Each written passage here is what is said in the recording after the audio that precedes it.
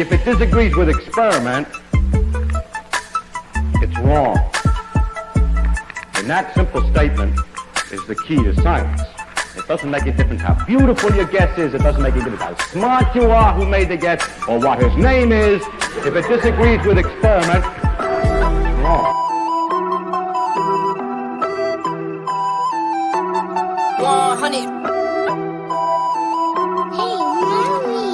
Yeah, look, they said that I couldn't do it, so I went and did it. W's only, you know I've been winning. Top of the world, the globe is spinning. If you know, you know, I've been on a mission. Go.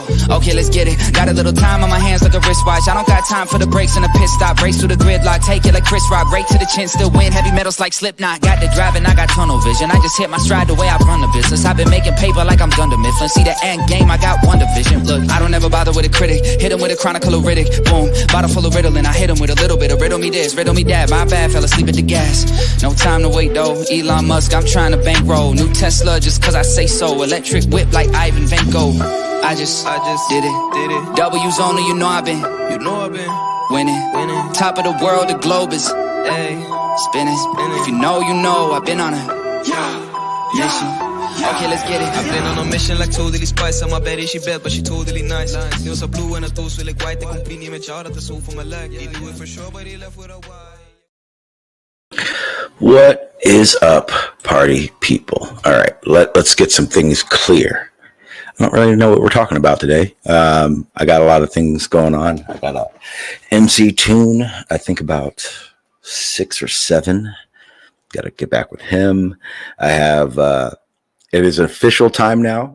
I have the stream set up for it, 9:30 Central, which will be 7 hours from now. Me and Sea Lion will be having the debate. We've started it. We've kind of talked about it, but we actually haven't had the one-on-one debate that the discussion deserves. So that will be tonight at 9:30 Central. I will be in perfect debate fashion. If you guys have not heard me debate, it's a little different than this. So it will be interesting. I don't know that his newbie little brain will be ready for this situation. I am going to make a Notre Dame prediction. I want to make this very clear.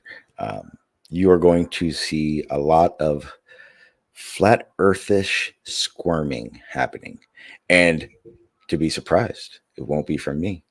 It is a topic that basically, if I were to say, of all the topics in this flat earth globe discussion, gravity is definitely going to be the one that once I started to understand it, everything else around it is able to take off. Mainly because the situation of you understand why things happen, why flat earth says things happen. And for me, I had to know both sides.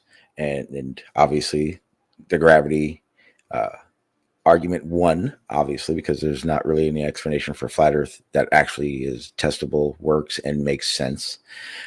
So with that being said, Newtonian, I dove into it and I understand. I can confidently say I understand Newtonian physics and Newtonian and the laws that which he applied. And with doing so, I also learned, I'll start off by saying I learned what general relativity was. What's up, AI? I will put the link in the chat if you'd like to join me.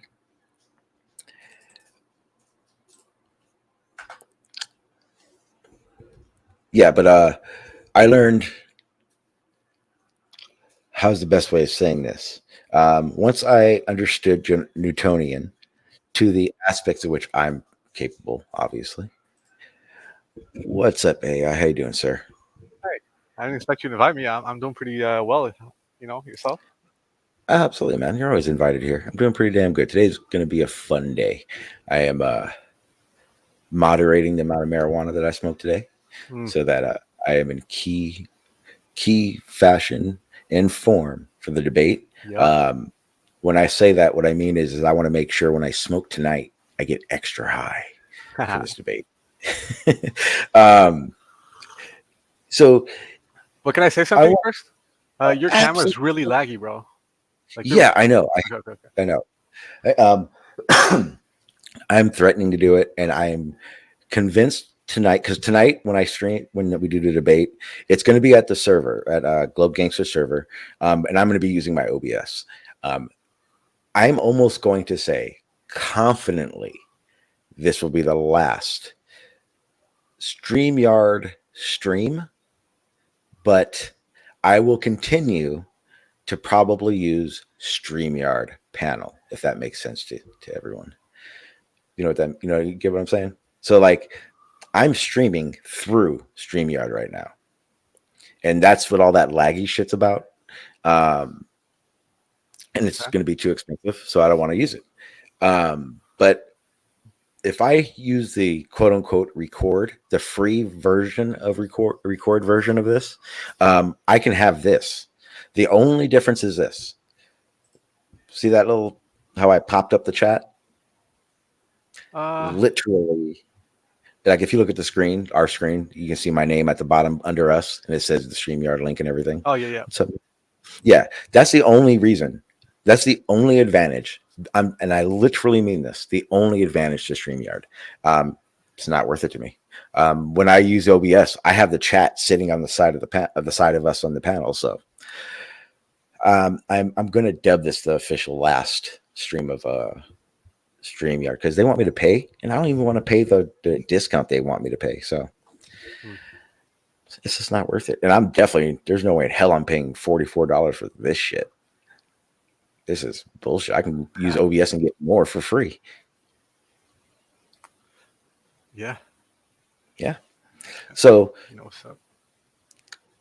gravity. And here's the thing. I'm going to do this at the beginning of the debate anyway.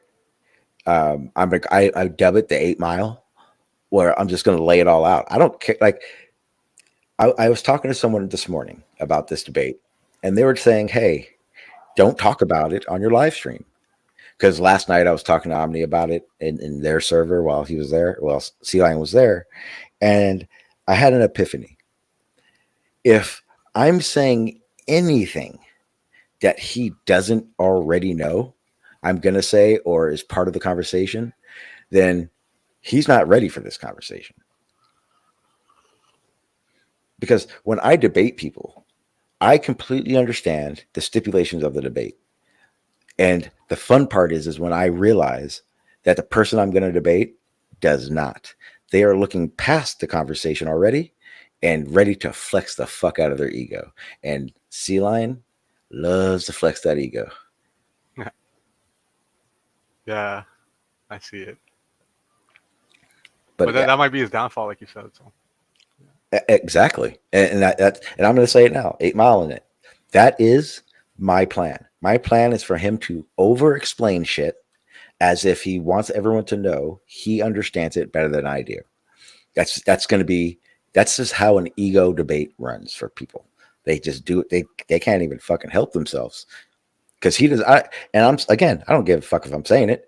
I don't even think he realizes that all this is about is proving to him that his overcomplicated explanation for gravity is only pumping his own ego, and it's pointless in this conversation, flat earth and globe. Because I'll tell you right now, I'm going to ask you this question. And if you don't answer this question correctly, I'm going to coin, you should never talk about general relativity. You ready? Okay.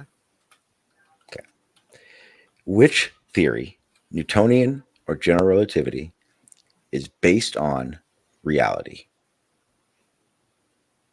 Newtonian. Yep. Perfect. Yeah, all those laws are relative to me right now, bro. Like it's Exactly. And ultimately that is why gravity is a force to me. Period. He needs to understand, and he will understand. And if C-Line, if you're listening, you're going to understand by the end of this day that what you believe as general relativity is constructed upon faith. There's a lot of shit that can be observed. Absolutely. But motherfucker, general relativity is a faith-based science. And I'm going to prove it to you tonight. I'm going to shove it in your face. I'm going to make you realize that all you are is basically a science altar boy. Shots fired. Pew, pew, pew, pew. Yeah, and that's the goal. But you were saying in the chat, and I love this conversation, so I'll have it 6 times in a day. I don't care. You were saying that low key, I would get schooled because gravity isn't a force. correct. Yeah, you're wrong, and I know you're wrong. You're entitled to your opinion. No. I asked you a question, and you answered it perfectly. And the way you answered it, and the way he's going to answer it, ends the conversation. It doesn't though. Force. Because then we have to elaborate. Okay, so if I said right now, you don't have to. If I said right now, turn your camera on and show me general relativity, you know what you would have to say? I can't do that. It's only on, On paper. yeah, relative Yep. to cosmology and stuff. And like Yep. black holes. But I can turn my camera on and show you 7 ways of every way about Newtonian. I can show you different examples, tests, everything that shows that Newtonian is correct, which means gravity is a force. And that is the big distinguishing issue between you telling me gravity isn't a force, because Newton, or better yet, Einstein, doesn't even say gravity isn't a force. Do you want to know why? Why? Because Newton is not describing gravity. He's describing the curvature of space. Oh, I'm sorry. Einstein is not describing gravity. Yeah, he is in a more accurate way. The curvature No, of he's space not. time, which is Okay. mass and I energy will help. curving space time, and space I'm going to time help you telling out a mass little and bit. energy how to. I'm going to tell you. I'm going to help you out a little bit.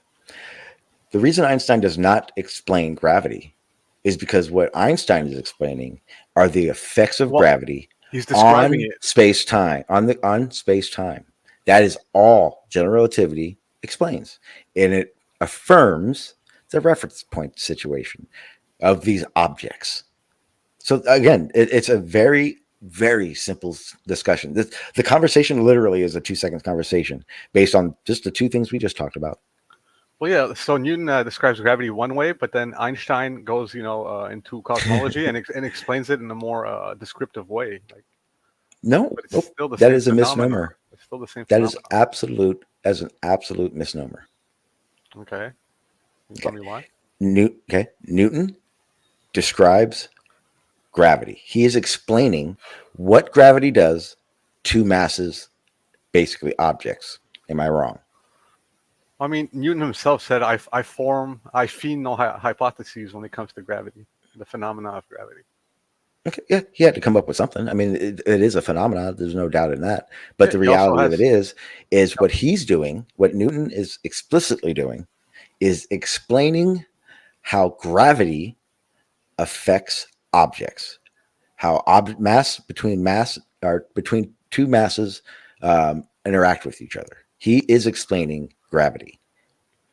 Einstein is explaining how that gravity affects space-time. What he is saying is the reason it is explained the way it is. Mm-hmm. Yeah, go ahead. No. Go ahead. Finish what you were saying. I don't want to cut you off. Okay. So this is the best way to look at it.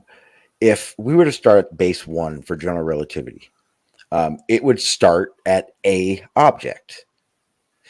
If a object has no influences on it, it's say in the void of the universe, general relativity not only can't be explained, but it can't be observed or tested. Am I wrong? No, you're not wrong. Newton's enough. Okay. We don't really. Okay. No. Well, this is just for the general relativity aspect of it. And what general relativity explains is now the interaction between 2 objects in space-time. The force, the mass of an object in pressing, you like that word, right? A force on space-time has already happened, which is why Einstein's goal was not to explain gravity, but to explain its interaction with objects in space-time. Yeah, he's describing what's going on. They are 2 different explanations for the same thing. That is why it's a misnomer. Yeah, I don't think they contradict each other. No, I didn't say they contradict each other. I said it was a misnomer to think that Einstein better explained what Newton was explaining. It's a misnomer. He's more That is not what his. He's more descriptive about it when talking about geodesics and the curvature. Oh yeah, there is a lot more math. A lot more math in general relativity. No doubt about it. It is absolutely more complicated and absolutely more descriptive. I agree. Okay, so here, let me give you like a simple example. Right now, everything is impressed under gravity, right? Under the force of Yes. gravity. Yeah, like even I have a coffee mug right in front of me. So Mhm. yeah, my coffee mug right now has there's a friction force and there's also a normal force, right? Because it's being stopped by the surface, right? It's like Yes. right, Mhm. yeah, so it's inactive, if you will, even though it's not, right? So yeah, so I'm applying my hand, an external force. I'm lifting up my coffee mug, all right? Mhm. But yeah, like yeah, so yeah, my coffee mug is just there doing nothing though. Like where's the No, force? Like I told you, ju- like what force? your hand is a I'm scale. hmm Can you feel the weight of that cup? yes. That is the force. That you are feeling the force of that mass on your hand due to the force of gravity affecting that object. The only You are force able. though is me picking it up. That like my No, coffee mug has mass regardless, and it's inherent mhm. to Yeah. the Oh, cup. absolutely. It is a different force. Absolutely. But the reason you feel that force and the different directions you feel is because another force is acting on it as well. There are a lot of forces that are part of this situation. It's not never just one.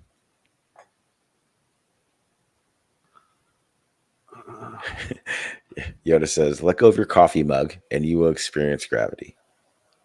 What do you And that mean? is, Like I'm yeah, experiencing just gravity let. because I'm counteracting gravity when I lift it up, and I'm applying Yes. the force to lift it up. Mhm. So if I'm applying a Same. Yeah. force, gravity has to be the opposite of that, which is that Yes. yeah, which is Okay. the opposite of a Okay. force. Pick pick the cup your cup up. You feel that Yes, I feel the weight. now. I don't know if this is a good idea. I don't know how much coffee you have in that, but if you drop your hand fast enough, you won't feel that cup because you're accelerating the effects of gravity. Ah, You are hang on, I'll say it better. You are accelerating the acting force on that object. Now, do you see how I used Newton and Einstein for that explanation? and Neither one are wrong, but one of them why would you use is both of them? based in observable reality. Just Yeah. just for the explanation, Okay. just the explanation of it. Because if someone said it was accelerating, that's how exactly how I would phrase it. But If you were like if I drop something, it's accelerating, and I would say yes, but because of. And is that that is exact, and that is the distinguishing aspect of Newton and Einstein. That what I but just said. But here, if I'm applying an external force to counteract gravity, so I'm the force. Wouldn't gravity be the opposite? Because Yes, that's okay, why it's a counter. okay. Then if it's the counter to a And force, then it's not necessarily a force. why not? What would a counter to a force be? Seeking rest, right? It wants to go back on whatever surface and do nothing. Okay, so you're talking about potential energy. Yeah, everything. The potential is stored in any object itself, which Okay, is so I'm sure you've had this conversation. Do you want to move to what's it? Damn, tip of my tongue and I fucking forgot it. yeah. I was just chilling Uh, here, man. You invoked me, so yeah, we can talk about no, whatever. no, no, I'm chilling. no, no. I'm trying to remember what I was going to say. Completely forgot. You summoned me. I did summon you because you're good conversation. Thank you. I mean, you're not great, but you're good. So I mean, okay. What other topics do you like talking about? uh, all types of stuff. I mean, this is your show, man. What was on the schedule though? I mean, you must have a. Oh, it was. I'm literally just bullshitting, passing time till I go on McTunes, and then later on where the debate will be. Oh, you're going to McToon's later? Yeah, yeah.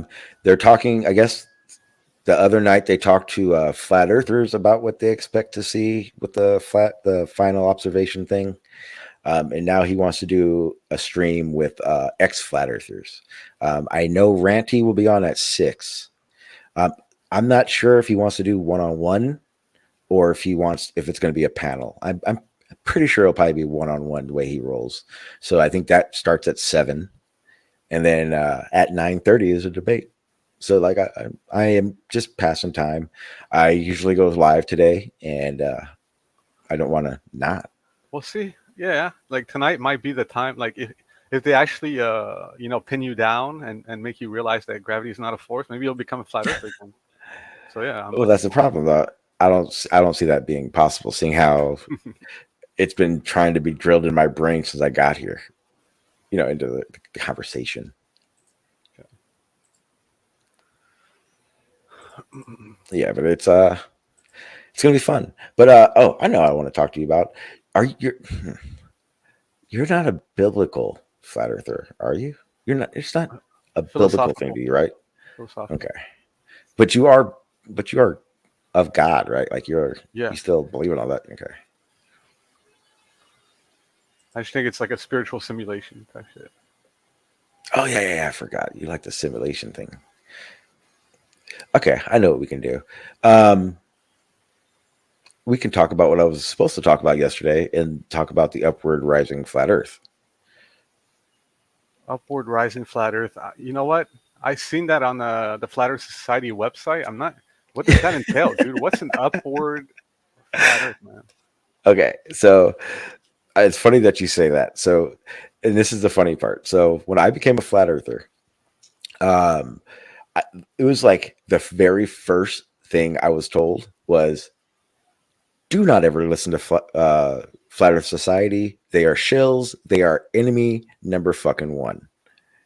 So, when so, so I was like, okay, and it was the main reason was they believed in gravity, up like just straight up. They were like, gravity's real, but their way of it, like you said, was upward rising Earth. The Earth was infinitely rising upwards, and that's what gave that gravitational feeling.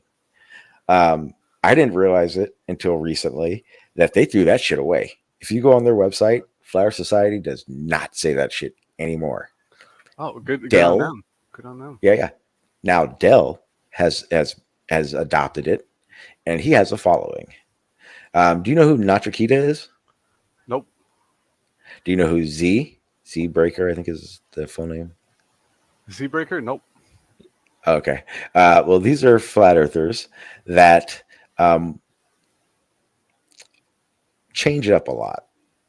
Um, they were AE mappers for a minute. That ended. Now they don't know, but more importantly, because they have shunned Jaren for agreeing to go to Antarctica. So they're now on the Dell bandwagon, which is Upward Rising Earth. Upward Rising Earth gives you all of the same effects of gravity that we measure, and it explains it without having to say we rotate or we're on a ball. Okay. Um, a lot of issues, a lot of fucking issues with this. Um, the main one being, I'm not sure if you know how like interstellar travel works, but one of the big issues with it is because obviously we can send people into space and let them just go, but the biggest issue is our bodies, right? Where our bodies are used to gravity and microgravity. It has dramatic effects to our body. So Sure. simulating Yeah. gravity would be the most important thing. Well, upward rising Earth would have to do the same thing, right? It would have to do certain things to give us the 9.8, 9.6. It would have to give us that effect, right? Because that's what we Yep. measure, which means that Earth would be infinitely going faster, right? It'd have to be accelerating to do this, infinitely going faster forever. Do you know what can you recognize the very first problem you're going to have there? Uh, it just sounds problematic as a whole, man. Yeah, So because you have to infinitely go faster. That means within a very, very, very short amount of time, less than 100 years, you have reached the speed of light. hmm. See Yeah, the problem? yeah, that's Yeah. yeah. And Why at would they that adopt that point, though? It's so weird because I would they didn't they already think about that? Dell has a little bit different versions of it. I'm happy you asked because I will. Let's play this. I'm going to play this. This is Nachikita and Z Breaker discussing Upward Earth. I don't think we'll play the whole thing, but I just want to play enough that we get the gist of what's going on. Get the audio. Present.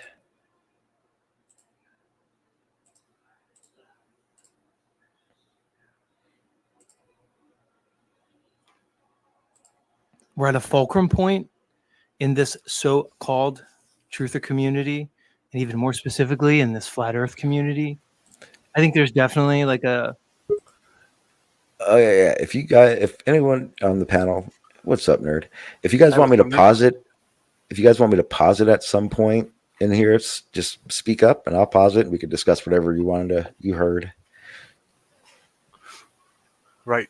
what is it, like a wheat and chaff type of moment happening now with so many things. The upward rising Yeah. Earth being the upward rising Earth, I think, is top of that list. And I think there's a separation happening with the people who can use logic, use reasoning, and the ones who are more interested in like cult of personalities or being in like the popular kids group, and I think we're seeing it being displayed very evidently with people arguing this topic specifically, man. And I mean, I guess we all have to ask ourselves, what are we in this for? What are our motives? And do we really want to be honest with ourselves? Or do we want to tell ourselves comfortable lies and falsehoods just to go along with consensus? And who would have thought, man, that this FE community would get to this point where we're seeing even a further stratification of those who are endeavoring down this line of thought? Because Notch, when I'm hearing this continual argument about electrostatics and incoherent dielectric acceleration, it's fucking cringe for me now, dude. It's completely cringe. And I can't not see it at this Can we point. pause it? It's like when I first realized about Yes, sir. Incoherent dielectric acceleration. What does that mean to you? What Whitson says. Where does that come from? No, that comes from Ken Wheeler. That That's doesn't what. come from Witsit. Yeah. No, no, That no. comes, It that comes. comes It starts at Ken Wheeler. yeah. It trickles down to Whitsit. Yeah, the dielectric And then becomes like a block domain wall or some shit. You found a new word for it. yes. That's exactly what the fuck that is, too. the Hold love on. of Earth. Go ahead, sir. I don't have a lot of time. I just wanted to say the speed of light issue. This is wrong. What you said there. What's that? Why? The upward accelerating Earth. So this is a common misconception of relativity theory. Let me preach some special relativity to you. Yes, sir. Yeah.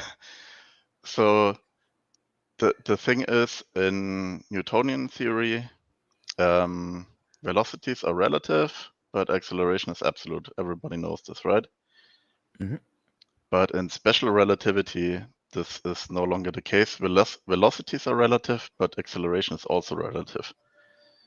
That means the upward accelerating Earth can have a constant upward acceleration or acceleration in one direction, while an outside observer would see this as a decreasing acceleration over time. And it's so to an outside observer, it seems like you are getting ever closer to the speed of light, but ever more slowly. But the accelerating Earth would still, if you were on the Earth, you would still feel this as a constant acceleration. And But Yeah. But to what extent? Like, wouldn't that acceleration at some point have to basically hit speed of light? No. The thing is Oh, okay. I see the thing why. is that in relativity theory, there's a distinction between coordinate acceleration and proper acceleration. Proper acceleration is what you feel if you are subject to that motion.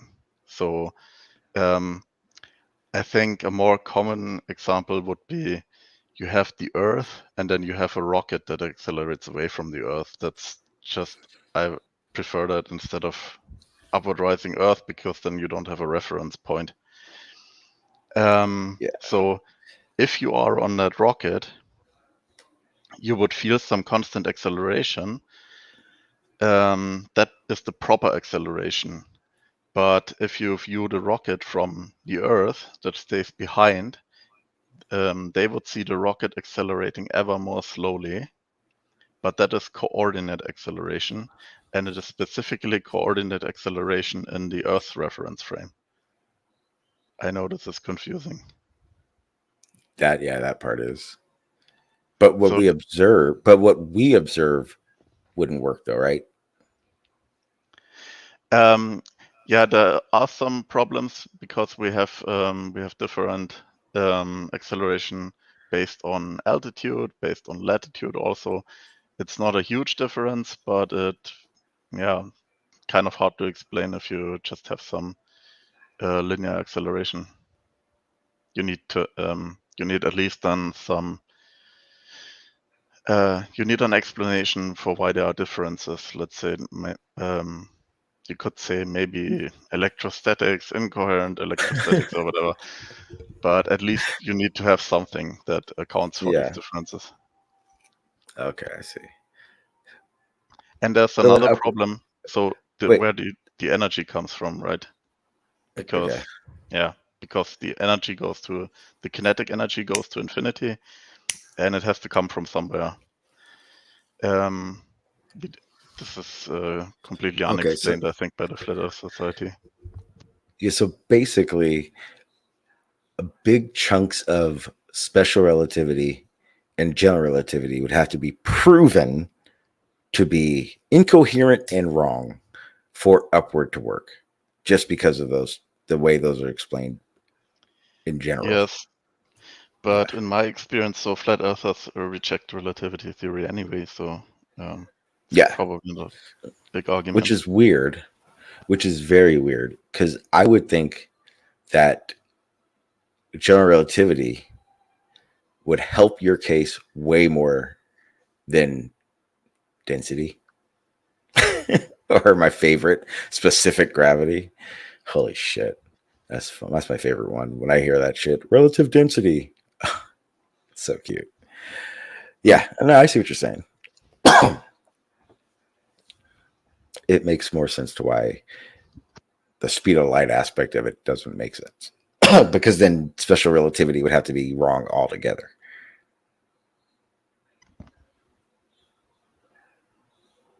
Not sure if I understand you correctly. Well, because the way special relativity describes objects, the reference frames, I'm sorry, the speed of light thing that I was saying would have to show that, because remember you were saying from a different reference frame, it would appear to be slowing down ever so, like it's almost there, but slowing down. Yes. Our references would have to be the same, because if we looked out, it wouldn't be that way. We wouldn't see that same thing. We would see just streaks and shit. Yes, you would have two effects, and those two together account for the difference of how acceleration is measured, which is length contraction and time dilation. Yeah, so all between the two main theories that explain these things, you would have to literally prove that they are wrong. Like not better explained, that those things are wrong for it to be an upward rising Earth. Those things would just not be part of it. They can't be part of it because but the constant acceleration is not what contradicts or what is a problem in special Yeah, relativity. yeah. The problem is No, no, the energy requirement. This is the main problem because we still have conservation of energy in relativity theory, and the Have you- energy grows immensely. The faster you get, the closer you get to the speed of light, the energy just goes way Yeah. way up. Well, have you ever seen a hacky sack? Sure. You know what that is? That's what got Earth going. Okay. I'm just Are you serious? throwing yeah. God was playing hacky sack, and the asshole who's like, "Fuck this, I'm going home," and he kicks the shit out of it. Yeah, that's what Earth is doing right now. Earth But is the the hacky kick sack is from an not. angry kick. But the kick is not finished yet because we're still feeling the acceleration. Exactly. I see. And that's when Einstein was trying to tell us this. When he was saying at some point there's going to be a big crunch, that's when the hacky sack falls back to the ground or to a foot or like a stall, whatever. One thing I heard which makes a bit more sense than linear acceleration would be if we are on a giant tether around some distant point and then the Earth is always going round and then we have the centripetal force basically that we feel as gravity. Yeah. But wouldn't the gravitational effect be more like a 45-degree angle between the center of Earth and the horizon? Like, wouldn't it just be not? It wouldn't be a downward feeling. No. You have the flat Earth, and then you have Oh, some okay, flat. tether, Okay, yeah. like upwards from the North Pole towards the top of the dome, basically, or through the top of the dome, something like that. You have a giant tether, Like and a then bucket. we're always facing inside on the Yeah, circular track. like a bucket of water. Yeah, That exactly. that wonderful trick that if you stop halfway through it, you regret it. Yeah, Yeah, I know that one. Yeah. Ooh, because the man, big that would be advantage fucking is awesome. the big advantage is you don't need to have increasing energy because then you can have constant energy. The Mhm. motion just changes direction, but in an inertial reference frame, the kinetic energy doesn't have to change. That would actually work. But then then you have to admit we're orbiting the sun. No. Yeah, you literally have to go. Yeah, we are orbiting then, because you're in this situation. If you had a rope in your hand with a rock in it, and you're fucking David and Goliath rolling it around, swinging it around your head, you're the sun, and that's what's creating that force we're talking about. This you swinging it around and around and around. But the sun swinging around and around is it can be seen inversely. Oh, okay, yeah, that works too. But then there's still orbiting happening. It still explains orbits. That's what the sun and the moon, Earth and the moon does. They both orbit each other. I mean, specifically, a moon orbits its primary, and Earth is its primary. No, Earth orbits the moon as well. That's what do you think about that, But nerd? I feel like that's a big contradiction. I feel like a moon is only going to orbit its primary. This is tricky. So okay. the moon is also orbiting the sun, basically. Yes. So if you track the location of the moon with some sun stationary reference frame, then you will also see the moon basically going in circles around the sun, but it's not a perfect circle. It has these perturbations because it's orbiting the Earth. So the flat earthers like to point out that the gravitational attraction of the sun on the moon is twice that of the Earth on the moon. That's completely correct, but this just means that the moon and the Earth, they are both orbiting the sun because of the strong attraction. One of the key signs to knowing this because this was explained by my boy Barney. Barney, if you listen out there, miss you, bro. The reason we can tell that they're orbiting each other is okay. One, the moon orbits us a lot faster. And it may not make sense, Yeah, but if you were to imagine the path, 27.3 days as yeah, opposed to 365.25 days. Yeah. yes, but their attraction to each other, their orbital paths, if you were to, draw it out as they do it, you would notice that the Earth is actually in precession with the moon as well. That is the reason for us becoming tidally locked at some point. It's not just that, like, when you ever grab someone's arms and you guys do that stupid swinging around thing.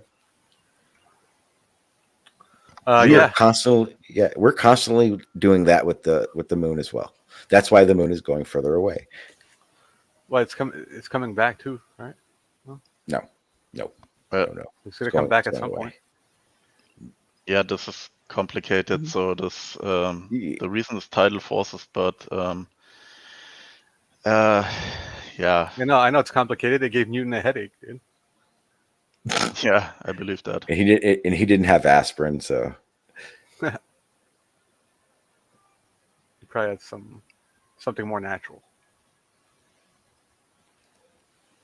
He probably had some. What is that? Hang on. Sean Smith. What does that mean? Ask nerd about the moon. The moon. Yeah, what the fuck is the moon? I don't know. God damn it, moon. What the fuck is moon? It's a fucking meme, but it could also be referring to the mini moon that we're going to get. I'm not quite sure which one Sean's trying to reference here. What? Mini moon? Wait, mini moon? What the fuck? We have an asteroid that is going to have a horseshoe-shaped orbit. Oh. And will be in our gravitational field, rotating around the Earth for about 6 months. When's this happening? A mini moon. Within the it's next just a fucking months, object. Who cares about that? Fucking little stupid celestial objects. Well, it's going to come back and reorbit again in like 2050. Who cares about that? The big one's one that happens in 2029, and then in 2034, when it makes another pass, and we get to find out if we're all going to die. You know about that one? I mean, we are all going to die, Sean. That's kind of just the inevitable fact of life, right? No. I'm being serious. It's asteroid. What is it called? Apophis. Apophis. Yeah, Apophis. This is a real thing. Okay, so in 2020. Sorry. Go ahead. The current prediction is that it will miss Earth in 2029, I think. Yes, but let's keep it real. The current prediction is based on a whole lot of hope. Because some hope, maybe. But because the reality. Okay, so and this is why. Because asteroids change is one issue, but the main issue is this. With its current trajectory, it will miss us, but it is going to be so damn close. How close you say? 19,000 miles. That if something unaccounted for happens and or affects this asteroid in the negative fashion, its next orbital path, which is in 2034, it is close enough that it will strike us. So when they say they predict it won't, that is based on current projection, based on if nothing happens, which is far-fetched to assume in that profession. But if anything happens, it could also knock it further away. So it's a double-edged sword. Yeah, but something got it this close. I'm thinking it's moving in, not moving out. I think in any case it will come back, so it will have another chance. But well, that's the main thing about this. The issue is this: that I didn't know they had this. Is Yeah, that's actually pretty badass. I didn't know they had that. I have one in my When backyard. what? What do you have in your backyard? That rock right there. I have a similar one. I'm just kidding, dude. What That's is it what they doing? think Why it's you make gonna. it spaz out? I don't. Okay, no, that's okay. That's what it's doing right now, and its projection, its path.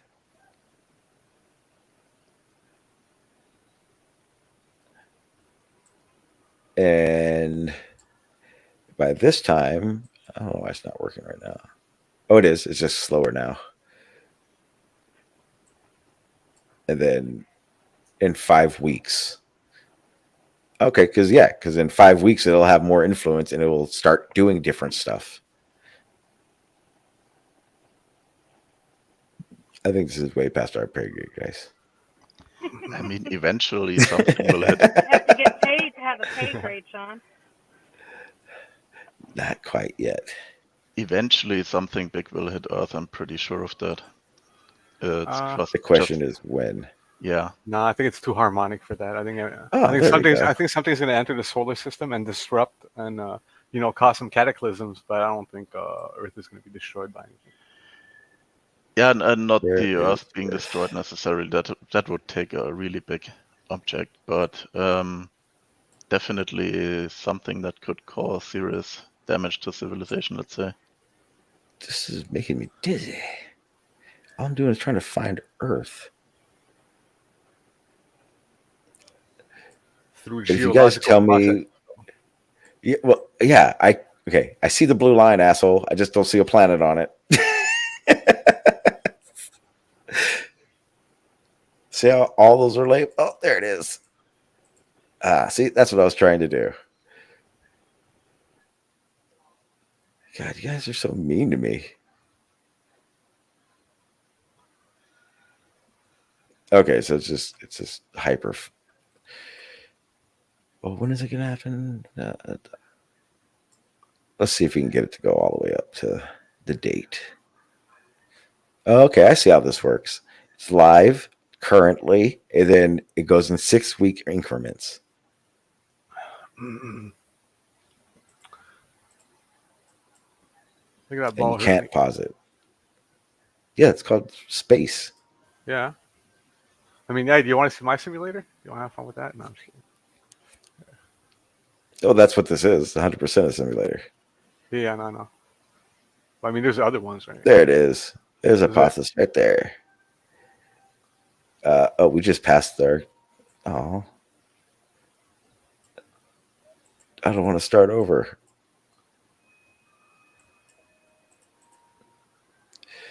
All right. Let's try this again. Now that I know what I'm looking at. Wait, I gotta find it. Jesus Christ. All right, I'm just getting dizzy now. There it is. There it is. Found it.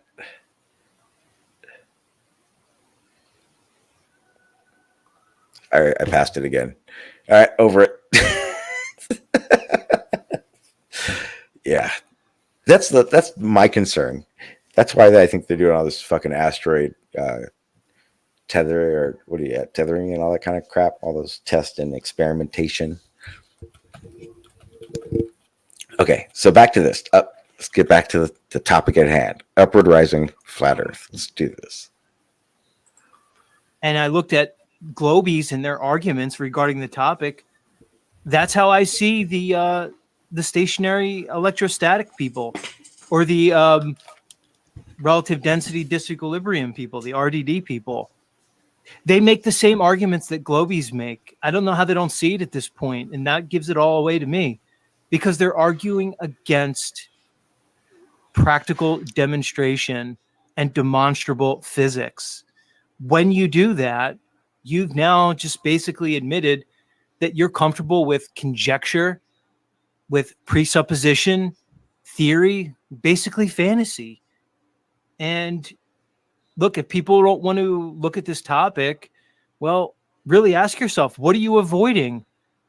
What is your block? Is it a mental block? Is it emotional? Do you not want to be looked at by other flat earthers in a certain way? Is that really what you're in it for? Yeah, well, I mean, I think there's different motivating factors as to why people are kind of hand waving at this, but I would say there's a combination of things. One of the things that I can come up with is that people get invested. You know, they get invested, and they tend to double down and triple down because that's what they've said for many years about flat and stationary. And then I think some people have a biblical kind of investment though too, because they identify themselves as a Christian, right? And then according to them, I'm not saying that's what the Bible says or not say, because I'm not wholly familiar with the Bible to say one way or another about it, but according to their interpretation, that the Bible says it's flat and stationary, and thus that if the Bible says it, then it must be the case. So we can't possibly have this upward moving earth. But at the end of the day, it's about what the demonstrations show, and the demonstrations show that without motion, you don't have weight. Without motion, there is no buoyancy.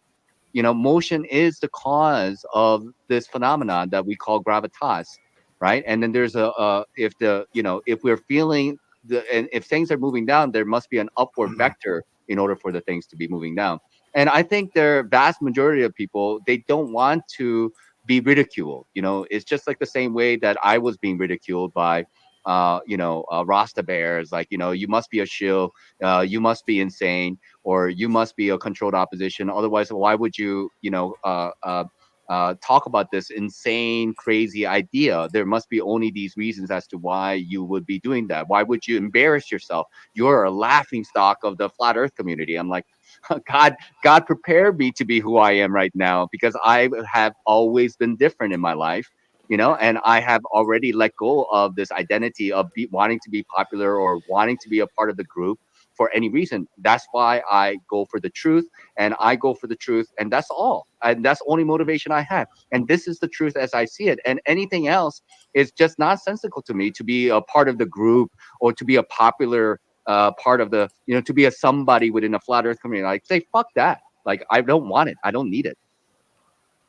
It's kind of sad when people display those behaviors. It kind of looks desperate, needy, and kind of pathetic. It's like they're trying to cling on to some, I don't know, notion of acceptance or popularity.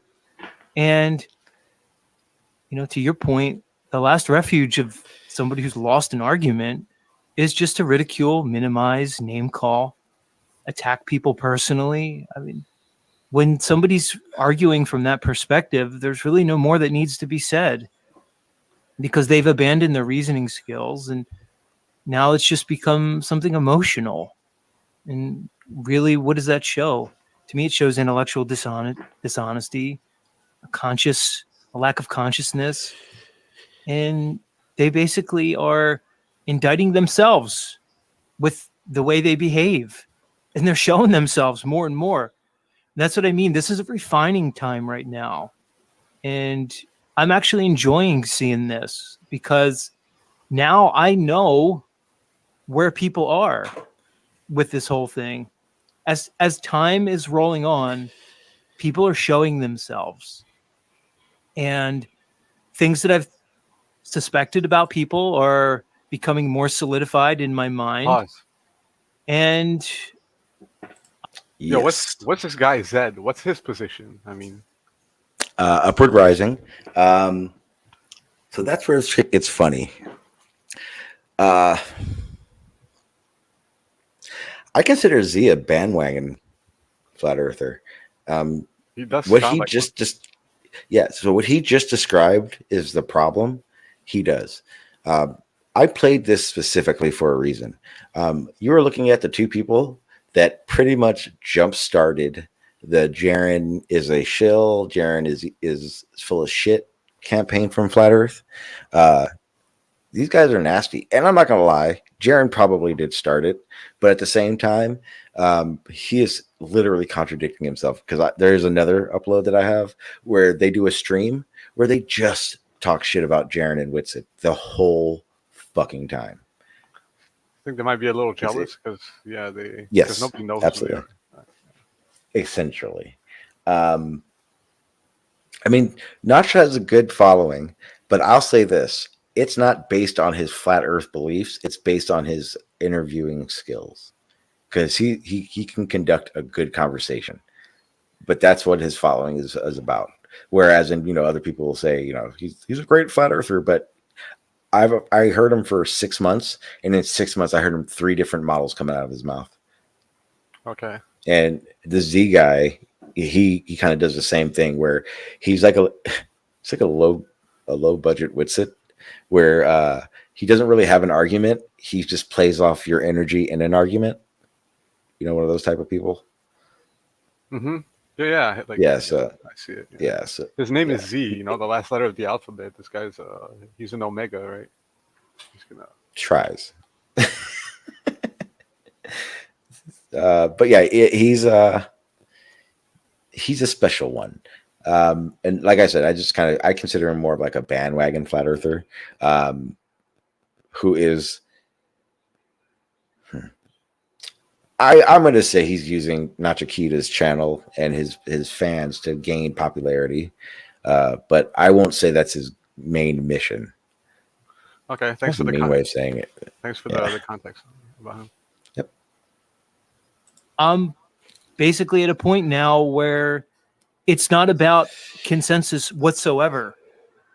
Nach, I don't know about you, but when I first kind of realized that there was this community of outside thinkers, people who were willing to be outside of the box, be courageous in their thought processes and challenge authority, I had this somewhat of a fanciful notion, I guess, that there would be some kind of greater community where people would accept each other and almost like a countercultural movement. I'm not seeing that anymore, which is fine. Maybe that's not how it's supposed to be. I'm okay with that. Is so crazy to me. He says that because what we are actually seeing is that culture he's saying that he's not seeing. One thing I noticed as a flat earther is this: flat earthers love you when you contradict the globe. They hate you when you contradict the flat earth. And I'm not talking from a glober standpoint. I'm talking about if another flat earther contradicts flat earth, it is like the number one flat earth sin. It is not okay. I did it a lot. And that's why I was like, I got kicked out of 24/7 for doing it. I got kicked out of a lot of flat earth servers as a flat earther for questioning their flat earth beliefs. So yeah. Can I give you and that's what's happening. Yeah. Yeah, 24/7 flat Earth. I went there the other day. Like, I know it's dead, but I mean, there happened to be like 10 people. So okay, I'm like, okay, I'm gonna go on this channel. I'm gonna pretend to be a glober and just challenge every single one of these guys. And I did it, and we went on for like 2 hours. And then when I finally revealed, like, they finally pinned me in the corner, and I revealed that I was I was pro flat Earth. They just never believed me anymore. They were just like traumatized, and then I got banned. Yeah, they hate it. Here's the thing about 24/7. They are actually the smartest server on Discord. Here's why. YouTube to them doesn't really matter so much. That's how they get people there. But what they've done is they realized running a server is not easy. Running a server, especially nowadays, is risky, right? With all the TOSs and all that kind of shit going on. What they have done is figured out that they can go to a server, talk about any topic, and if there is a repercussion, they don't feel it. Because when politics gets real fucking low, that's when 24/7 is popular. That's when everyone's in there. And they literally do it on purpose. So there'll be days, if you go to politics, the Flat Earth server is dead, completely dead. Go over to the 24/7 Flat Earth servers. They're there. They're all there. They strategically move depending on the topic and what the goal is for being over there. But they completely use that server exactly how you're supposed to use servers that do that. I think it's fucking genius. Okay. But yeah, it's 24/7 is they are very much culty. If it is not their explanation, shut the fuck up. If you're a flat earther, that's how they look at it. Yeah. that. So I'm okay with accepting the world as it is. I don't need to create a framework of the world in my mind and then desperately argue to fit my mental conception of reality. I'm not like that. And I wasn't always like that. Maybe it takes work to get there. But I can at least say now I'm at a place where I'm okay with accepting the reality on its face. Because I think when you live long enough and you have some degree of discernment, you start to realize people's motives and their behaviors and what underpins those things. And you realize that in this material world, this world where we have to survive, this world of consumption, that we do have an ego that needs to be maintained, even just for survival or survival of our loved ones. And oftentimes the immediate rewards of this world are in no way related to truthful things. So I realized that truth is not really high on most people's priority list. But there's a problem with that, because when you abandon truth, you are also simultaneously abandoning morals, ethics, principles, a value system. And I think this is the slippery slope that we have today. And this is the society that we have today. And I think it's because we have been conditioned with this pseudoscientific mindset, this idea that we've evolved, this idea of this infinite universe with ever expanding galaxies and all this nonsense that we're basically conditioned with from birth. And we're now in this state. It's a state that lacks any conception of God, whatever you think that may be, source or creator. And now we're in a culture that has completely abandoned any value regarding true things versus false things. And that's an argument that I don't know how to make to people. I don't know how to convince somebody why a true thing matters compared to a false thing. So I don't think there can be an argument made to convince some. My apologies. No problem. I want to say I find it ironic because he says this it's about the ego and so on, and then says we are some random place in an infinite universe. But that sounds like his ego is threatened by that. By what science is saying. I was done with him the second that he called science and the concepts and theories of evolution as pseudoscience. Like, get the fuck over yourself, dude. You don't look intelligent saying stupid shit. I'm sorry. It doesn't matter how many pretty sprinkles you put on the turd or how well you polish the turd. If it's a turd, it's a turd. A shit opinion's a shit opinion. Yeah, sure, they all have their own idea of what science is and what pseudoscience is, or well, not their own personal idea, but they all have a somehow different idea than what quote-unquote the scientific community says. So that's weird, I think. If you don't like science, then okay, then do your own thing, but don't call it science because you're not doing science. To how do I want to put this? I guess to quote Madison here, in framing the more perfect union, both sides could make an argument upon the basis of the authorizing documents because they contained ambiguity, indeed a contradiction, and contradictions cannot command, right? So when you go into an argument and you're spouting off fucking bullshit and you're contradicting yourself consistently, you're not commanding authority. You're not making a statement. You are not having a good faith argument. You're just standing on your soapbox, spouting stupid shit. And this is exactly why I can't go into these fucking servers.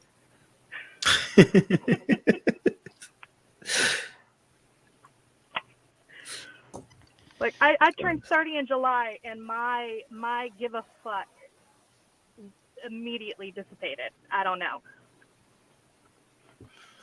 Okay. But I'll shut up now. I just had to express my exasperation at this particular idiot. Yeah, but yeah. so many of them say the same thing, so I don't know why you are singling out this one. Oh, I'm not. It's all of them. If you were saying that same rhetoric, I think that you were also an idiot. Thanks. Shots fired. Yeah, I don't come. I don't know who the shots are fired at, but yeah, I'm no monkey. Like, I'm no monkey descendant. Evolution.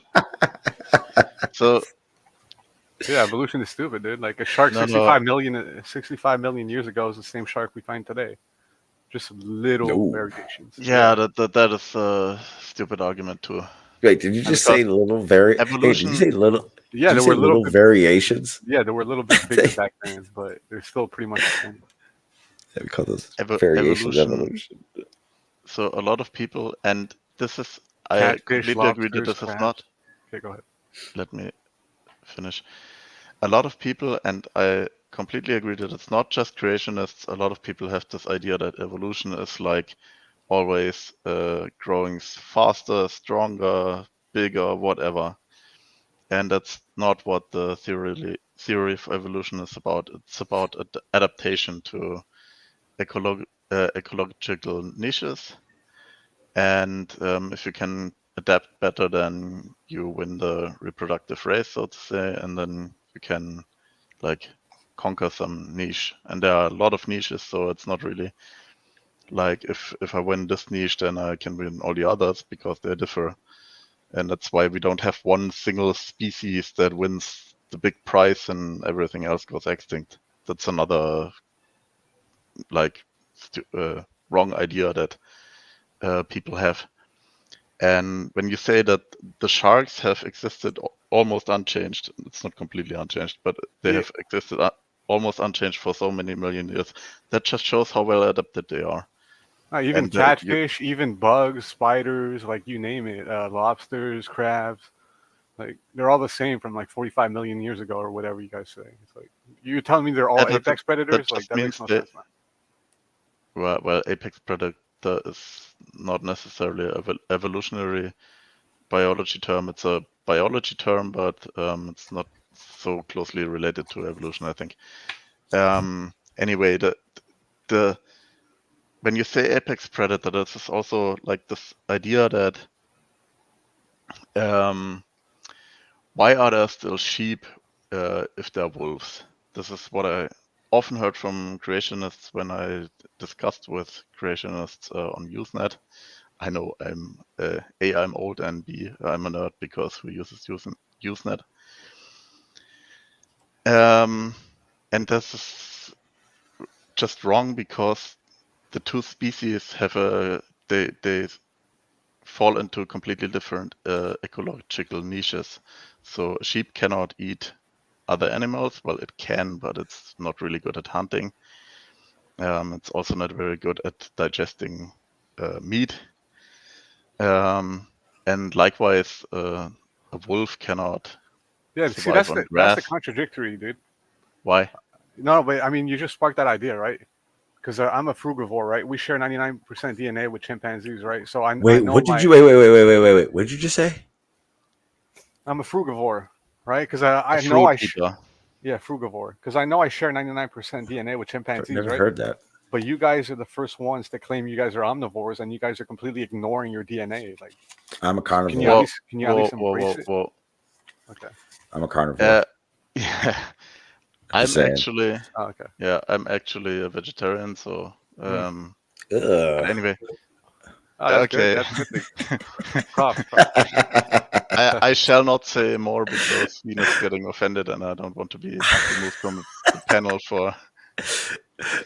I would never do that. Base vegetarian, dude. Anyway, a sheep, as I said, a sheep can eat meat, but it's not very good at that. It best sticks to what it's well adapted to. Yeah, even animals are smarter than us, right? They know what to eat. Like, you know. We are, I think, biologically we are better at digesting plant material. That's my opinion. But we have found ways to make a lot of a lot of foods available to us for easy digestion that we would maybe not eat in nature, quote unquote, because we have discovered how to cook and how to prepare meals. Like we can, nobody would eat grains right off the blade of the grass or whatever. It's super hard. It's hard to chew. It's hard to digest. What we do is we grind them up, we cook them, and then they become much easier to digest. That's just a trick we have discovered. But And as soon as you start cooking food, you start destroying minerals and vitamins and stuff. yeah, there's always some loss, I guess. Yeah, it's always been a phenomenon to me. Like eating, animal protein. Like the wave today seems to be like all about protein. But it's like your body. If you're following your specific diet, your body's going to create its own protein, and you're going to be healthy. You don't need to eat the protein of another animal that created its own protein. That's actually like digesting a rock. It's hard for us to digest that. It's like saying I'm going to eat hair to grow hair. It's like that's not how it works, dude. Yeah, I agree that we don't need animal protein, but that's like a completely different discussion. I think that's true. Leading away from Evolution. the question of whether we are monkeys, as you say, or whether sheep and wolves can coexist in evolutionary biology. I can give you a good example. Like we share, like us and monkeys. We only have 300 gene difference out of like 30,000 genes, right? We only have 300 Yeah. gene difference. It's But not like much. Yeah. exactly, but only one gene can vary like greatly, right? So Sure. yeah, I was going somewhere with that, but whatever. Well, there's a distinction between genotype and phenotype or phenotype. I don't know how to pronounce it in English. Sorry. So genotype is our genetic information, and phenotype is like the physical properties that an individual or maybe a species has. Like genotype could be some sequence of amino acids on, not amino acids, nucleotides, or what's the name? And then the phenotype, the associated phenotype would be, let's say, brown hair or blonde hair. And so the point is that little changes in genotype can, as you say, have big effect on the appearance or on the physical characteristics. So that would be the phenotype. Okay. But yeah, the main point I was trying to make is that we have a 300 gene difference with chimpanzees, right? But 223 of those genes prove no evolutionary predecessors, and they link every single really? human on this planet together. Yeah. The linking But then who brought those Hold on. genes here? Okay, go ahead. Hold on. Okay, we have two choices now. Either you can explain what you mean by they prove that there is no evolutionary predecessor, if I understood it correctly, and the other thing is about all humans having one predecessor, one human predecessor. I can explain that, by the way. You could? Yeah, let's go with that. So this is what's called mitochondrial Eve and Y chromosome Adam. And I know that's weird, nerdy names. So the point is most of our DNA we inherit either from the mother or from the father. And it's like 50-50. But there are two pieces of hereditary information that we can only inherit from the father or only from the mother. So the one is mitochondrial DNA. This is always inherited from the mother. And the other is the Y chromosome. And only males have it, of course, but the males always inherit it from the father. And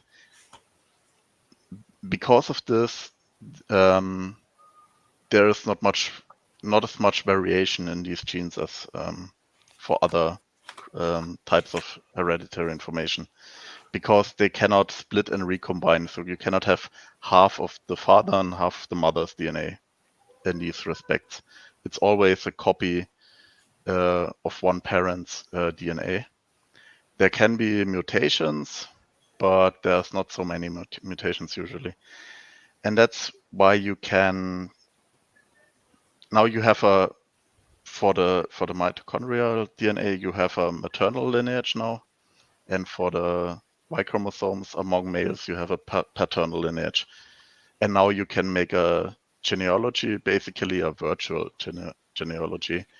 And you can trace back the point in time where the oldest copy of that material was. And it turns out if you do this, then I don't even know the number. It's like, it's not so much. It's like some 100,000 of years, which in evolutionary terms is not so much, that they have identified by using molecular analysis that this likely where this material that we all have had a common source. So there's like one A family of male. 36 lines. Okay, go ahead. Yeah, there is like one male 200,000 years ago or whatever that had the Y chromosome that basically all of us who are male now have. And for the mitochondrial DNA, it's likewise, there was one female who had this mitochondrial DNA, and now we all have it. But this is just this is just an effect of the special kind of inheritance for this kind of DNA, because it's only paternal or only maternal. And that causes, like, then you can have some lines that go extinct, but only for this type of DNA. So the other genes can still spread. You can compare this to family names, right? A lot of people are called Miller, Smith, and so on. And maybe some family name goes extinct after some time because just nobody, they didn't have children, or the children all assumed the name of the partner. Usually it was the woman who assumed the name of the husband. That doesn't mean that the family is really extinct. It just means that this particular aspect of the family, the name, because it's only inherited from one side, can go extinct. I'm sorry, I think I'm killing the stream, so just interrupt me now. No, You guys are good. If you guys want to keep going, go ahead. Otherwise, it's just going to be the same video. No, it's okay. It's kind of TexLex that brought that. It kind of triggered that, right?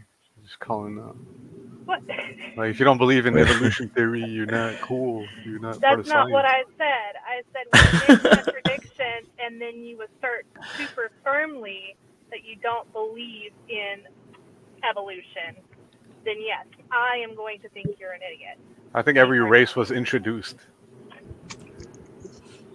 What's up, Yespin? How you doing, sir? What's going on, guys? How's it going? Going good. Just hanging out, BSing, battling it out about evolution at the moment. Yeah. So I'm guessing Nerd Alert is for evolution and AIX is against it. I'm not sure. Yeah, I'm against it. Oh, okay. Evolution is very interesting. It's definitely very interesting. But I was listening to Nerd Alert about the specifics. That's very interesting. To me, it's just wild. It's just wild how you have animals that are partly amphibian, partly reptilian, partly mammalian too.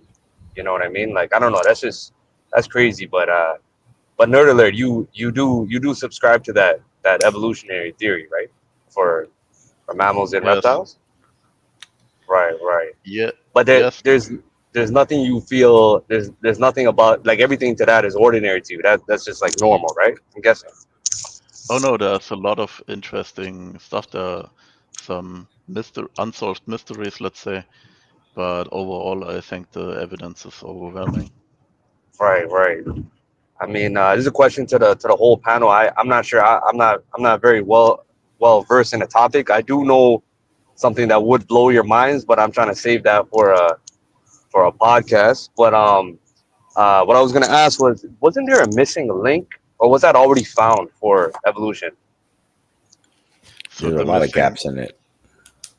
The missing link thing is,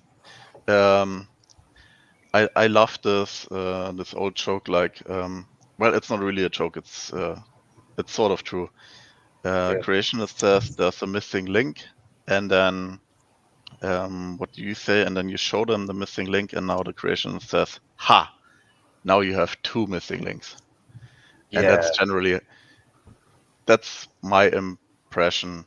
And they also like there's a lot of denial also of evidence. Like what I heard is you sure have heard of Archaeopteryx? I haven't. You haven't? So No.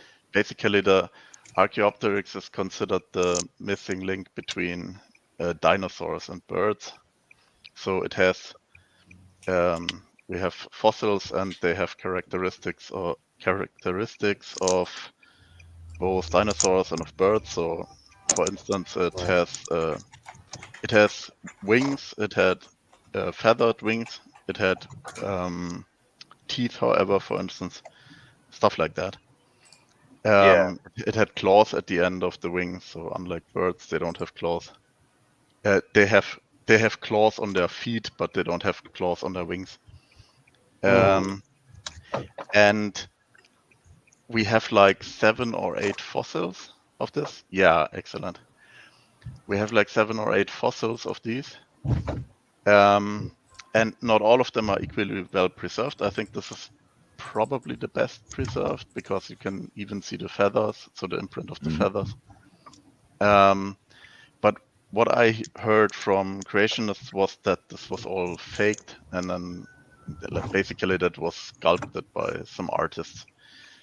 It definitely looks real. I mean, one problem with that is that we have like these 7 or 8. It's not that much, but we have them from all over the world. It's like different places, and so I find it hard to believe that people could conspire to fake all this evidence and spread it out on.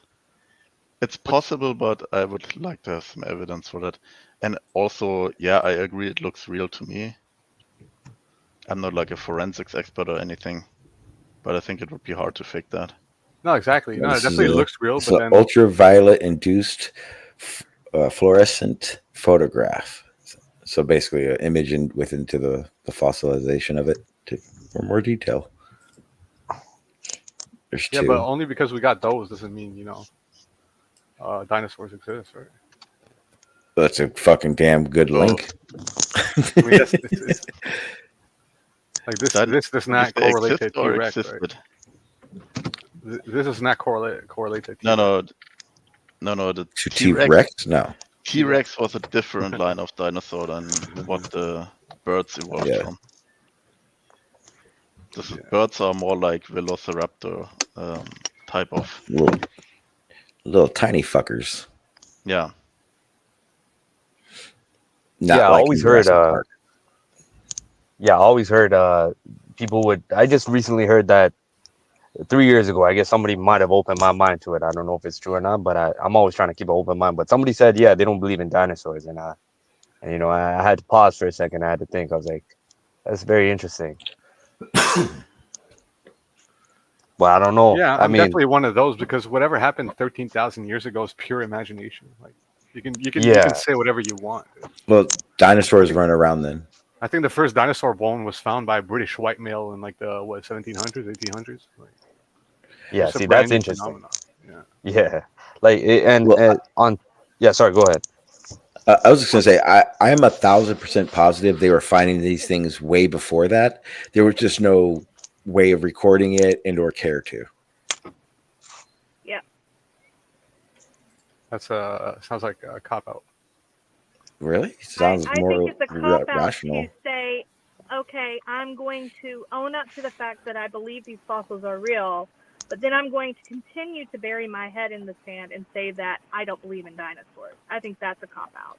I mean, not really though. How's that a cop out? Because like you're assuming now that How are you going to What? say that you accept the evidence at face value and then outright reject that evidence because your I have personal biases against it? I have a folder filled with like 500 fossils. Yes, even like fossilized jellyfish and everything.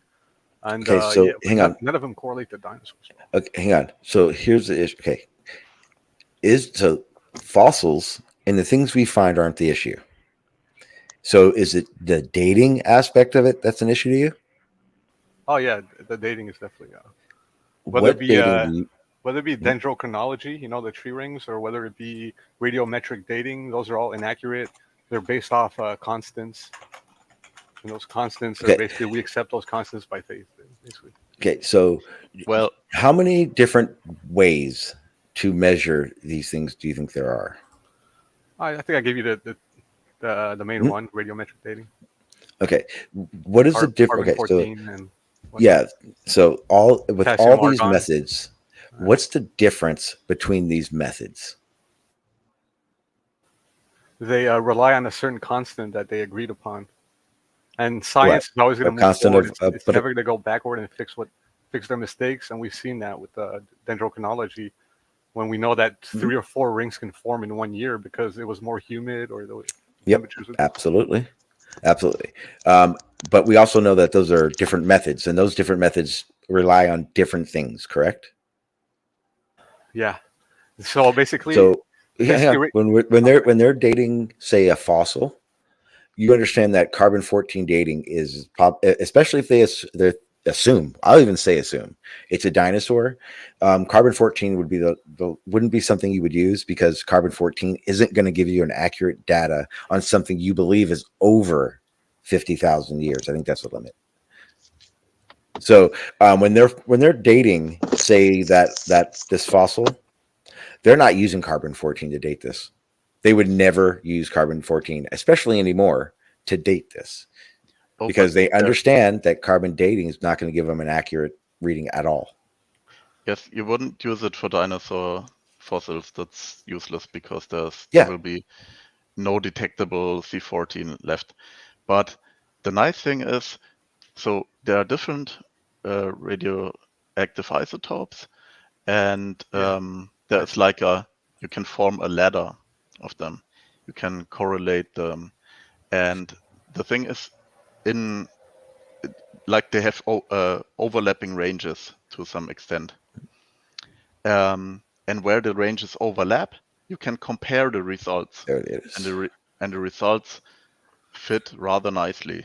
So that suggests that the 2 method, billion. if it would be wrong, it would have to be consistently wrong. This is the thing. Well, see, the So thing. everything would have to be scaled proportionally. Yeah, but Yeah. by using those constants, they assume that the atmospheric, pressure or conditions were always the same. But that is false. Ooh. I mean, Again, The pressure, atmospheric pressure, has very little to do with well, yeah, I mean the atmospheric conditions. I don't know. I said pressure, but yeah, no, conditions that like that would.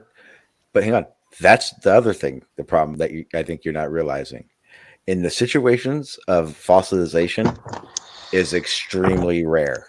And the reason it's extremely rare is because it's extremely rare for any object to die, right? And not be affected by the atmosphere and the conditions around it. We find these fossilized things encompassed in rocks and encompassed in mud beds, petrified. All these things happen because they are essentially cut off from those effects. hmm And because of that, we can and the list that we're looking at now, it shows something that's extremely important.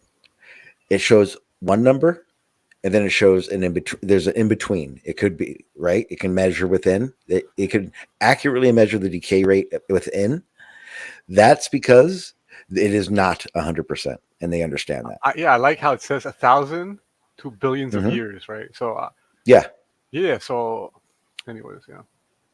Okay, so if something observed has an extremely slow decay rate under the conditions it's found in, and that same situation found in another situation where it decays much faster, you can confidently say in one condition it takes 100 years, and in an extremely great I have to condition, answer this one. perfect condition, it could be 1 billion years. What's wrong with saying that? That's the ladder. Isn't that ladder important?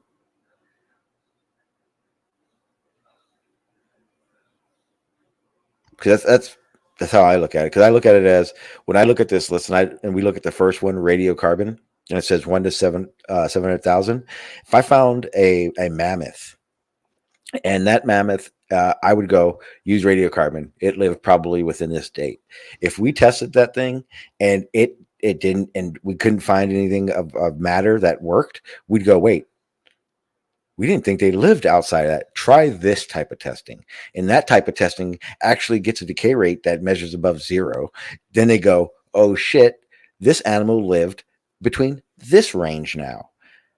It's a clear understanding of how we know certain ancient animals, so to speak, lived for longer than 70,000 years ago, because under radiocarbon, we don't see anything. But when we use something else, we do. That's how we know it's older than 70,000 years, because radiocarbon doesn't work. See how that works? That's why there's the list. That's why there's different methods of this. It's not just to go, that's it, and that's how it works. And if you acknowledge radiocarbon, like I know a lot of younger creationists do, that's like their whole argument of it. I don't understand why the rest of this list of candidates to use doesn't work. That's the weird part to me, because they never talk about these other ones. It's always one, carbon 14. That's their go-to. Because they're cherry picking. Extreme cherry picking. Exactly. Because when I first got into this conversation, like I said, I always bring it back. When I was a flat earther, I wasn't religious. I did not believe in a creator. And evolution made perfect. Yeah. And evolution made perfect fucking sense. And I always pose this question to people that do believe in God. Why wouldn't God put evolution in place? I have a child. God didn't make my child. Me and my ex made my child, right? That would be even an argument that God did do something, but he would put things in place and let them go. He's not affecting every single thing. And evolution is a really good fucking process to get shit growing. And like Nerd was saying earlier, one of those really bad misconceptions of evolution is its goal is not for the strongest to survive at all. Its actual goal is to get rid of shitty fucking species. And it thinks all species are shitty. And that wonderful mutation is always for the shitty. Every blue fucking moon, every million fucking years, a mutation actually helps that species. And that is an evolutionary driver. That one situation where it wasn't shitty like it's always been over and over again. That's why incest is bad, motherfuckers. You know what's one of my favorite examples of evolution observed in a laboratory? And I completely understand when I tell the story, some creationists will say like, well, that shows that that's not real evolution and so on. But that's pretty much the point I'm trying to make. So they took fruit flies. That's the fruit fly is of course one of the most studied species in science, because it's so easy to breed, and so has an easy genome and so on. Was relatively simple. Yeah. Yeah, exactly. You don't need an ethics committee to. I had a phone call, guys. Yeah, Okay, no worries. Yeah. Um, Yeah, go ahead. can Sorry. I tell this? Yeah. I'll try to make it brief. So they bred these fruit flies, and then they basically they give them food, of course, but then they introduced some challenges. So the fruit flies had to cross a maze basically to get to the food. And then what they observed is that it's not really a brain, but they have a nervous center in the head, and basically the brain size over the generations increased because the smarter fruit flies, relatively speaking, were better able to reach the food and then had a better reproductive success rate. That's the explanation anyway. Right. Which go Hmm? ahead. I'm sorry. Yeah, just briefly. And then what they did next was then they removed the maze and made it very simple again to reach the food source. And then you can guess what happened. The opposite happened. Now the brain sizes over the generations shrank again. Because evolution is not about making the animals smarter, stronger, whatever.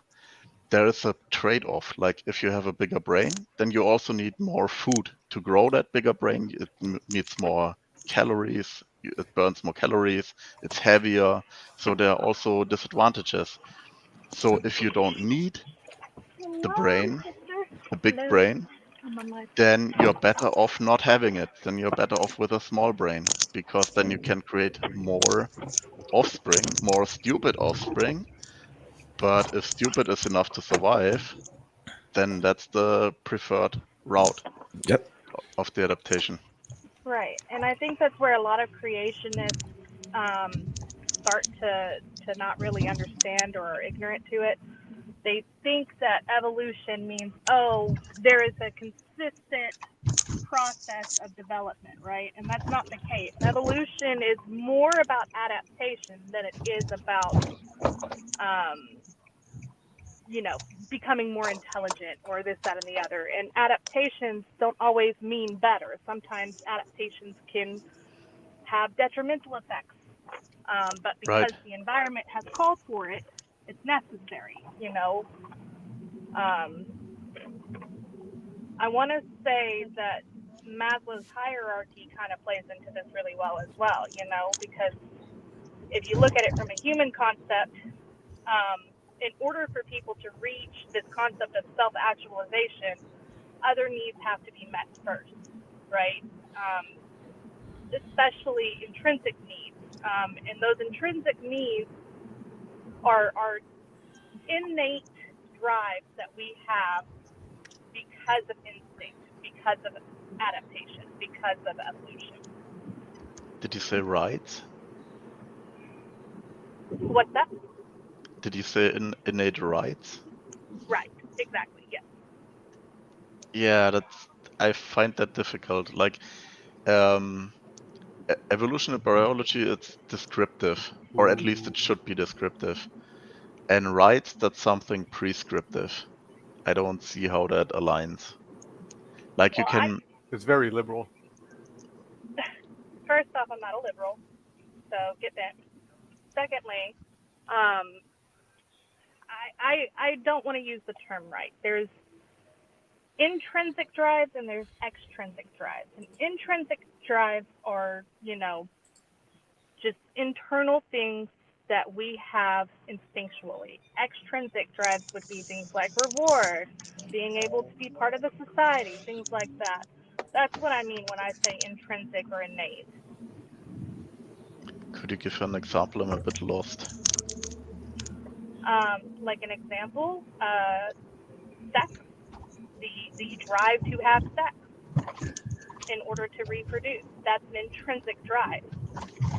Oh, you Um, said drive. I'm sorry. yeah, I understood right, no, like no, sir, human right drive. or constitutional right. Yeah, okay, sorry, that made no sense then No, because no, I we can talk misunderstood you. politics another day, but right now I'm Yeah. talking just biology and psychology here. It's all about sex with text. It all rhymes. It all makes sense. What? Yeah, no, nothing. I didn't say. Look, I'm in a very loud car. You gotta holler. I'm old and I can't hear well. You got to speak with your chest. You said I Hey, you're did. not even 30. You yeah, think that's no old? loose necks in my family. We all got strong necks. Right on, right on. All right, let's derail a little bit. Okay, let me bring it back. Yeah. AI. What's the process at which this happens? At which we observe what Nerd was talking about? Because there's other aspects of this, like the Italian wall lizard is one of my favorite ones. E. coli is another wonderful example of this. What are the processes that we are observing? Uh, you know what? I missed a lot of the combo, man. No, I'm just Yeah. talking about. I'm talking about When just evolution in general. Really, all the processes of evolution. What what is the issue with the processes that we observe being called evolution? I would answer just my bad. AIX. I no, would no, just you say, go. I was just gonna say, like, evolution is fine. Like, the theory makes sense. It's kind of like math. It's like science. Like, we can't debunk the whole thing. Things make sense for sure. But at the Hmm? same time, we can't necessarily explain the origin of something. Like, the starting point might might it might not make sense, and that's why I went back. That's why I was talking about the whole animals with traits of reptile traits and mammalian traits. Like, to me, I don't know, that doesn't necessarily make sense, but maybe I do have to read more. But No. That's actually yeah, a really important part about evolution. Evolution at no point ever tries to explain creation, the beginning. Never. Matter of fact, evolution. If there was a creator, let's say God created everything, there is a day one. Evolution, it doesn't exist for a million years. It doesn't yeah, even exist for a million years. That's okay, how far evolution is from creation. Evolution never tries to explain creation. Yeah, I'm really An uncomfortable ace. when you use Hmm? these big numbers like a million years, a billion Okay, years. fine. It's A not hundred even a thousand big years. number in this context. Yeah, yeah, exactly. It's a very small number, actually. It's still it's still a lot because based off our historical data, Hmm. we can't go very far. We go like 6,500 BC, and that's it, right? I mean, That, yeah, obviously Oh, we did. it's that's older than that, written but yeah, our written records are pretty written limited. human records. Yeah, I understand, Yeah. but we have different methods. That's what we discussed earlier. You disagree, Yeah, I but know. Yeah, I get the uh, disagreement too, on because it's like, with dinosaurs, it was like, I think it was only recently that they started illustrating it with feathers, right? They started to draw, Hmm? they started to, describe them with feathers. I could be wrong, yeah, but I don't know. well, Like, Oh, to me, looking there's it a yeah, up. there's a discussion of whether dinosaurs, not just Archaeopteryx and then the line that became birds, but dinosaurs in general had feathers, and I think it's largely speculative at this point yeah. because, Yeah. So yeah, yeah, so In yeah, reality, it was probably like this: of the lots. When I say lots, the number is just not rationally to say. Of all the different types of dinosaurs, only a very small select few probably had feathers. It's not a. It is not literally a link of all dinosaurs. It's a link in the evolution of dinosaurs. It's a right. very big I see what difference. you're saying. Yeah. Yeah, yeah, I see what you're saying. Yeah, And it's just the fact that we find these things that previously we hadn't found that date in the same range that we didn't never had seen with these fossilized feathers or the ventricles and all that kind of stuff like in the feathers. um it does change things. It makes it so you're not just going dinosaurs died off and that was the end of them, because now they're starting to encroach beyond that time period where their existence would have been gone, or what we thought would have been gone. This explains why we don't find T Rexes in the same range. If there was a cataclysmic event, it would be more likely that the aerial dinosaurs survived a lot. A lot more of them survived. Stuff like that is how they contrive these timelines. right. They're not you're not like 100% this is how it is. This thing could not have been a dinosaur and just look like fucking one, and we're trying to figure it out, but that comes through other evidence that we'll find in the future. yeah. I think 99% of the fossils are still yet to be discovered. So I'd say more. .99999 like, because you got to remember, man, and this is just reality. Forget fossils. Let's just talk about Earth. No matter what, Earth has gone through so many different recycles that there are things that we'll never find that it did exist. The Ice Age. Imagine this. Well, when glaciers and shit covered most of the Earth, I mean, there's 49 everything. different theories, so which one's the correct one, right? I think there's maps in a bit of it. 1500 depicting like Antarctica with Different theories of no what? ice. Yeah, theories of what though? Huh? Theories of Different what? Like, I theories said of 49 different ice theories, ice age theories. So. Okay, but they but that probably don't differ all that much. well, the biggest thing about that is that those are the theories of what started, what ended. Those aren't theories of if, because there are. I mean, we see glaciers, and one of the big aspects of glaciers that a lot of people don't remember is if there's a glacier there, everything before it is gone. When glaciers move, they literally just erase the history that was there, literally. So when we think of Ice Age, you got to remember all the things that were there that could have been found are gone. Earth recycles itself. I think it's every, I think it's like 6 million years or something like that. Basically, that means if you imagine a leaf falls off a ground in the forest, it takes time for the leaf to decay. It becomes dirt. That dirt becomes this. Then it comes lime rock, and then becomes rock, sediment rock. Like, it constantly is pushing up and recycling. And when that happens, there's shit that's just gone forever that we will never find. So the links and the evidence, I see why. The fact that we find fossils is lucky in itself. If you really realize how many fossils we find versus how many creatures we think actually were here. Well, yeah, there might have been a cataclysmic reset when the pole star shifted, right? Before it used to be Thuban, now it's Polaris. But that's reported to be the day the sky fell. Oh, really? Yeah. Well, hang on.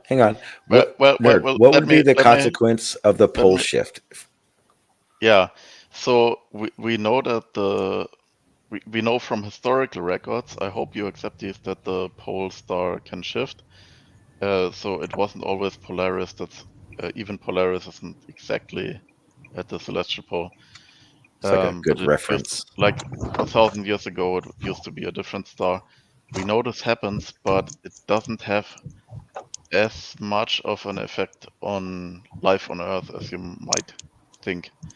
That's more like a new age astrology type of idea. The pole star shifts and then there's these cataclysms, but this is not really how it works. So what They're would too far happen is away.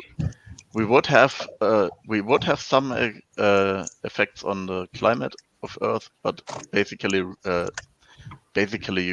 you get some change in where the tropics are. So you get a change in which climate zones are where. You get also similar changes due to plate tectonics because some landmass can move and then it can enter a different climate zone, and it's quite complicated. There are different reasons why climate can change locally. But the idea that it would cause some global, sorry for the word, type of mass extinction, I think is rather far-fetched to me. Yeah, not that the scale would have to be much larger. I don't doubt that there was some type of event that happened. I just think figuring out what small effects would have done drastic things is, I think, is a little bit more far-fetched than the things we know happened so long ago, like meteor strike, meteorite. Yeah, so the consensus is that the extinction of the dinosaurs was likely caused by an asteroid, and specifically there's in Mexico a big crater, the Chicxulub, however you pronounce it. Sorry, I'm completely unable to imagine how to pronounce it. Anyway, so this is a much more likely cause for mass extinction event because it can affect the global climate pretty easily. So Yes. basically, if a large meteor falls in the water, so as humans we would have a big problem, because then everybody who lives near the coast is going to probably die, or at least lose Yes. their homes and lose Let's their let's keep it real. possessions. We'll keep it real. Most of you motherfuckers are dead. Most. Well, it depends how far inland. So even a big Mm, tsunami will not travel. Like, I used to live in southern Germany, then at like 300 meters above mean sea level. That's not even that much compared to some other countries, but a 300 meters tsunami, that's not going to happen. Sorry. well, here's the thing. There are places like San Diego, like or the west coast of the United States, where the way because people I know some people that don't live ever lived in San or California don't know this. California's a majority of it's a fucking desert, and it is separated between ocean, mountains, desert, and everyone that lives west of those mountains would be fucks. That's Yeah, yeah, most of the population there. yeah, sure. It would affect a lot of people, especially because the coastal areas are often the most populated. So you see that Yes. in the US, you see that in Australia, and you see that in other countries. You see it in Japan, especially. Certainly, that would be a big problem for civilization. But my point is that for life on Earth in general, this is the better case. Like the tsunami is devastating to us humans, but to most of the planet, it doesn't affect And yeah, every species equally. And if the meteor falls on land, that's a different story, because then it can kick up so much dust that the climate changes completely, yeah. and that can throw a Essentially lot a of nuclear winter, basically. yeah. Now, and shit, I can only imagine how many times that's happened. Any any of the volcanic activity that happened hundreds of thousands and millions of years ago that that are recorded, big enough to be big in recorded history, those climates must have went ape shit during those times. Like complete ape shit. Because a Yeah. lot of those volcanic activities were much smaller than what we experience now, and the ones we experience have a certain amount of effect. Not all of them. Yeah.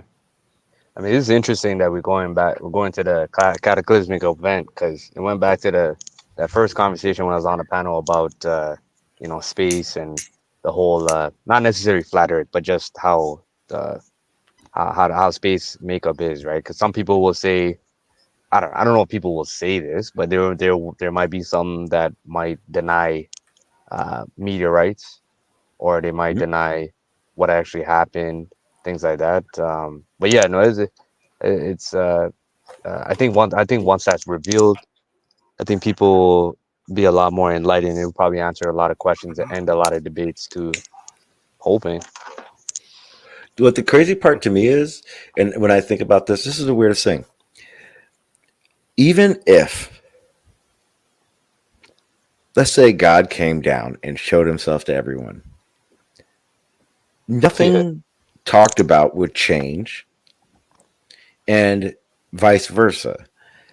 My point is I don't understand why a belief in a God means that all this discussion can't be possible.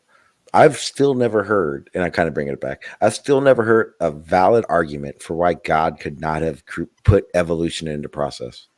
Well, my understanding is, I think it's in logic, it's called an appeal to consequences. Wait, I think it's okay. Forget that. Simpson? Were No, you reading the forget side that. chat? Let me let me make my actual point, please. So the thing is, if Earth is a globe, and we have evolution, and we have abiogenesis, that is basically chemical processes lead to starting of life. And we have all the stuff, and we have the Big Bang some way back. Then you could still have God. But if Earth is flat, so this is not necessarily what everybody believes who is a creationist, so I don't want to straw man here, but this is like the general theme. If Earth is flat, if you have this glass dome or whatever, and you have the waters above and the waters below, you have God created. Obviously, if God created life, God created the species, then you must have God. It doesn't work without God. And this is why the Anunnaki could have probably, put a little bit of their blood in there and yeah, but biologically engineered us. Who knows? yeah, Hey, there's I'm this gonna tell you intelligent motherfuckers right design now. idea. Sorry, let me finish my point briefly and finish my point, and then we can move on. Go ahead. So my point is that if you believe something that requires God, and you convince yourself of the thing that requires God to be explained, then you can derive your faith from it. You can base your faith in that. And if you believe like what science says, that doesn't require God, then you can still believe, but you cannot base your faith in your understanding of reality. Not necessarily, I would say that, but finish what you're gonna say. Sorry, I didn't know you're gonna. Yeah, I'm basically finished. I mean, Well, because I you're was saying gonna. that. I just Sorry, want to go ahead. interject Sorry. just real quick. I apologize. I just want to say though, if like they came out and they were like, "Hey, UFOs are real, like aliens," you understand that whole Anunnaki story is what the fuck happened? Like that's the true fucking religion. No. There's no such thing as ancient aliens. That's another psyop. No. Anunnaki are not aliens. The Anunnaki, that's not a ancient alien story. That's just something they used. It's an ancient race. But a lot of them say it's of the aliens, and it's not just ancient aliens that said that though. You know why I don't? You know why I don't subscribe to this? Just because my worldview. But I was gonna say in order that I think the truth is like when you have a higher truth, like science is it's just a higher form. Like God is it's a higher point in our how do I say it? It's a higher point in our even in our biology. If you think it's one of the highest points. Like it's an intangible high. Like knowledge. So I mean, I can't necessarily agree with that statement because even if I'm not saying it's my view, but sometimes I think what if the globe is at the center? I would still think that it could or could not be explained by God. I don't think it's determined. Yeah, I forgot my second point, but yeah, I was supposed to respond to Sean, but I completely forgot my second point. Oh yeah, I was gonna say the Anunnaki. Sometimes the thing about Anunnaki is like I think that's a dog race, right? Or am I wrong? Are they dogs? Are they hounds? No. What do you mean? No, they're humans, right? No. So the accounts of the Sumerian. No. So prior to the Bible, there was Sumerian tablets, which is the oldest account that we have in written history, and they talk about the Anunnaki being gods, and we're made in their image, right? So they look human as well. So the Sumerians wrote something. That's why it has to be true. No, not necessarily. I'm just saying it's still on the table. I mean, the Sumerian thing is kind of I don't know about the Sumerian thing because Sumerian is like we're going back to archaeology, right? Because your same point, yeah, I'm not arguing there. I'm just saying I just want us to look at it like how we're looking at fossils and we're kind of being critical of that. We had to at the same time be critical of the sources that we're coming up with in terms of ancient literature. Like the Sumerian literature. I don't really subscribe to the whole Sumerian thing. I think that's like a new age. It's a new age concept that they're coming out with. But I mean, we could go deeper into that later. But yeah. Yeah, I guess so. Yeah, but there is definitely a psyop behind it. They keep trying to say they're ancient aliens. You're right. But Yeah, that's true. You're right. I don't even subscribe to alien. I don't necessarily believe in aliens because of because it kind of takes away from us. It takes our godliness away from us. You know, I it's agree. like Wait. you know, That would be an actual appeal to consequences. So you believe something because of the effect it has on your psyche to believe it, not because it's true or not, but because it makes you feel good, not necessarily because it's not and just that's based not off of that, right? rational. It's a combination of things, right? It's not just based off of that, right? It's a combination of things. It's also like anomalies that I see, or just things that don't add up, right? So like that's why I said everything's connected. Like, you know, we have to see how the geometry of space is. If your worldview is going against that, then you know that would be another thing that would lead you to that The conclusion too. things, So it's not the just things that it's not don't, just a appeal to consensus. the things that no consequences. Sorry, The consequences. thing, yeah, the things that don't add up. That's basically you could be explained easily by a lack of understanding. But maybe I don't want to be offensive, but it's the world is complicated and it's hard to understand how the world works, how nature works, and nobody can know everything. So there's this I read some time ago that Leibniz, so he was a German philosopher, mathematician, and so on. He was considered the last universal genius because basically after him there were also smart people, but human knowledge exploded. It grew so much that it became basically impossible to be an expert in everything.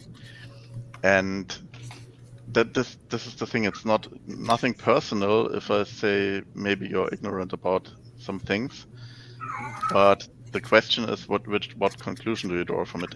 There are things that I don't understand, but I don't draw the conclusion from it that I'm being lied to by everyone, and that all of history is wrong. I mean, at some point you're going to be going in a circle, right? But at the same time, I don't see that I have an answer for everything. I just want to move the question further. And on top of that, I don't think you could Okay. ever be an expert in anything. I mean, you could get very close to it, but even that 0.001 or whatever that significant area is, that's very significant. But yeah, I mean, for sure. I mean, this is only the second time we've had this conversation, but I think when you go a little deeper into my worldview, you'll see it's not just based off of assumptions, but yeah, I know there's a 5-minute alert, so I don't want to get too deep into that. Yeah, I Okay. just got some stuff I got to take care of. No worries though. It's not a very Uh, short 5 minutes. It's not. If you guys keep going, it'll keep going. I mean, like in 15 minutes, I would start pushing. But if you guys keep going, I'll keep. You guys can keep going. Oh, we can keep going. So Oh yeah, this conversation would never end. I still don't understand what the Anunnaki are really. And sorry if I was being a bit harsh earlier. I do like ancient myths, don't get me wrong, but I'm skeptical as to how much truth there is to them. Like my thing is like I know nerd alert, you're gonna be like, oh, this guy's going crazy, but I mean, like like you know how my worldview is, everybody's lying to us, things like that. They're trying to make us they're just trying to dumb us down, keep us controlled. That's why I was saying AIX. Like I know the humans. I was just thinking, I think their faces are are hound like, right? I'm guessing. I'm not sure. No, they're not Hanlag. I think you're talking about Anubis right now. No, you're talking about Anubis, Oh, yeah, right, I'm talking about right, the right, Anunnaki, which is like, right, yeah, a race of right, gods. right. Like it was in history, there was the reigns of the 7 Sumerian kings, right? They reigned for periods of 60 years each, and all that Right. stuff. Oh, okay, okay. Got you, got you. Okay, cool. I have to look into that. And Even I can give you an example, right? You know how people, Moses in the Bible. yeah, Yeah, I know some people get triggered when I say that, but yeah, he might have been actually a fiction, right? And the story of him being found in a reed basket traces yeah. back to Sargon of Akkad, and he was the first one to ever rule an empire, and he very much looked like one of Like those bearded Moses. gods, right? Right, right. I have my own theory on Moses, but it's a wild take. But again, Oh, that's a I'd have to that's hear a it. yeah. So Sorry. so Go ahead. the thing is you AIX said that the Anunnaki were a race and they are humans. So this is where my problem is. If they were humans, so how are they a separate race? Um, what what differences did they have to other humans? Is this just like a race, as we use the term now, like African or Asian or something, or Caucasian? Now they're white. They're white. They have big beards. Okay, but Yeah. but white people and beards, they still exist. Does that make them Yeah. Well, Anunnaki? we're all part of them, right? We are the Amuru or the Israelites, if you will. So that was basically just a human ethnicity. So from in my terminology, I don't know what makes them special. They're So they're a yeah, subterranean race. Basically, they rule, but from the underworld. subterranean. Okay. Yeah. And they also it goes back to the Agigi, and then they were made to be slaves, but then they made us slaves, right? That's why they made us. And this is from the Sumerian text, or what's your Oh source for yeah, that? yeah, Okay. So you But know we the don't. word. Do we Sorry, have like archaeological yeah. Archaeological. evidence? Yeah. Could you mention some? You got Discord? I could Yeah, definitely steer you. I'm on the bunker server. I find it interesting that some people will believe certain archaeology, and then some people will believe another type of archaeology. So one we were talking about evolution. That was archaeology for evolution, and then now this is archaeology for, um, uh, I guess I don't know, I civilization. I accept all the fossils and stuff, dude. Like I do accept all of it. But then like the dinosaur bones, they found probably Yeah, like a teeth, and they constructed the whole thing using yeah, they you're right. You're right, and That's I'm with you. Trust me, I'm always doubting everything. Like I don't yeah, take me anything too. for granted. I just find it like like it's just cool. It I don't know. To me, it brings up a question, and once I see that anomaly, I just feel like investigating it further. Yeah, it's still all a mystery, I guess, right? Yeah, Like you like said this. earlier, how will we know for 100% certainty? There wouldn't even be a debate. Exactly. The Sumerian thing is wild to me because it's like Sumerian is apparently they say it's an archaeological form of the language Tamil. I don't know if you guys I don't know if that's I don't know if you guys heard that or not. But Can't say I have. and apparently like so the reason why I don't subscribe to it is because if you ask a Tamil person, they'll tell you that their language is older than Sanskrit, right? And it's debated Sanskrit and Tamil. And that question actually it brings on a bigger question. It's called migration. It's called Aryan invasion, or some people call it Aryan migration. I don't know if you guys heard that theory, Aryan migration, Aryan invasion. It's basically they're saying Aryans when they went down to India, how did that happen, and how did that go down? So I mean, it's just Yeah, interesting you brought up the Sumerian. the Sumerians. Yeah, I they was used going to to. ask. I was going to ask if we are talking about Aryans in the Indian ethnicity sense and not in the tall blonde German boys or whatever I mean, sense. that's what it is, right? I mean, it is like it Really? is that's what yeah, yeah. That's what because the Aryans are supposed to be the light skinned race, basically. Yeah, Oh I know wow. that the Sumerians referred to themselves as the black-headed people, right? They had brown eyes, black hair, tan skin, Oh wow. no facial hair. That's what Yeah, that's how. got you. And you know, this brings on a bigger question. There's a landmass apparently there's it's between Africa and India. It was submerged. This is not a fact. Don't quote me on this. I'm not this is not like this is not a this is not 100% verifiable, but it's it's only question because these monkeys called lemurs. I don't know if you heard of this. You know those monkeys, lemurs.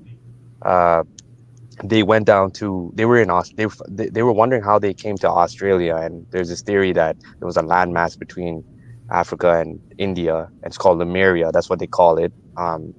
If you ask India, they call it a different question. Oh yeah, I don't know if you guys heard of that. that's a fringe theory, let's say. Lumeria. It's called There's yeah, an Lemuria. actual there's an actual scientific theory about why certain species which are land-bound are found in different places. Or Yeah, let's not say species, but like lines of species. and I And want to also. because Yeah, sorry. Go ahead, one Dirk. of Sorry. one of so the scientific explanation why, for instance, we have in the old world and in the new world we have monkeys. Old world is like Europe and stuff, because it's just called the old world because people in Europe knew it earlier than the new world, and the new world is the Americas, for instance. And in both there are monkeys, but the monkeys could not have swam there. Mm, Anyway, the scientific theory is that all of the major land masses that we have today, the continents were connected. There was one original continent, and it broke up because of plate movements, and it Pangea. Yeah. drifted apart. Yeah, Yeah. exactly. And that's why we have, for instance, I think this is why we have, this is the explanation why we have monkeys and birds. Okay, for birds, you could argue that migratory birds could move across continents. Right. Right. Yeah. It's like it's Anyway, get interesting the to. idea. Yeah. I was gonna say it's also they found like so that theory, if it depends on how you how you look at it. If it's a Eurocentric idea, you would go with Pangea. And even if Pangea is true on both sides, you would think that yeah, you would be calling it Lemuria. But if you looked at it from the Eastern point of view, I'm talking India, they would call it they call it they call it a different name. It's called like Kumari something. I forgot the name. Um, and the reason why I'm bringing it up is because the origin of life in their perspective started from India, right? And that's they do have their argument based on that is the migration of language.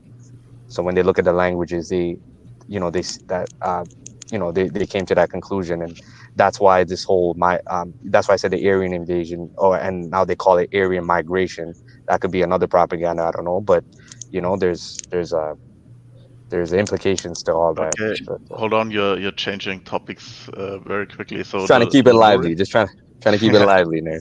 So the Lemuria, I don't understand the Lemuria hypothesis exactly, but as I Yeah, heard it, if I remember correctly, so there's this landmass between Africa and Asia, right? And yeah, this landmass, however, it did not drift somewhere, but it sank into the ocean, so it became ocean bed or something.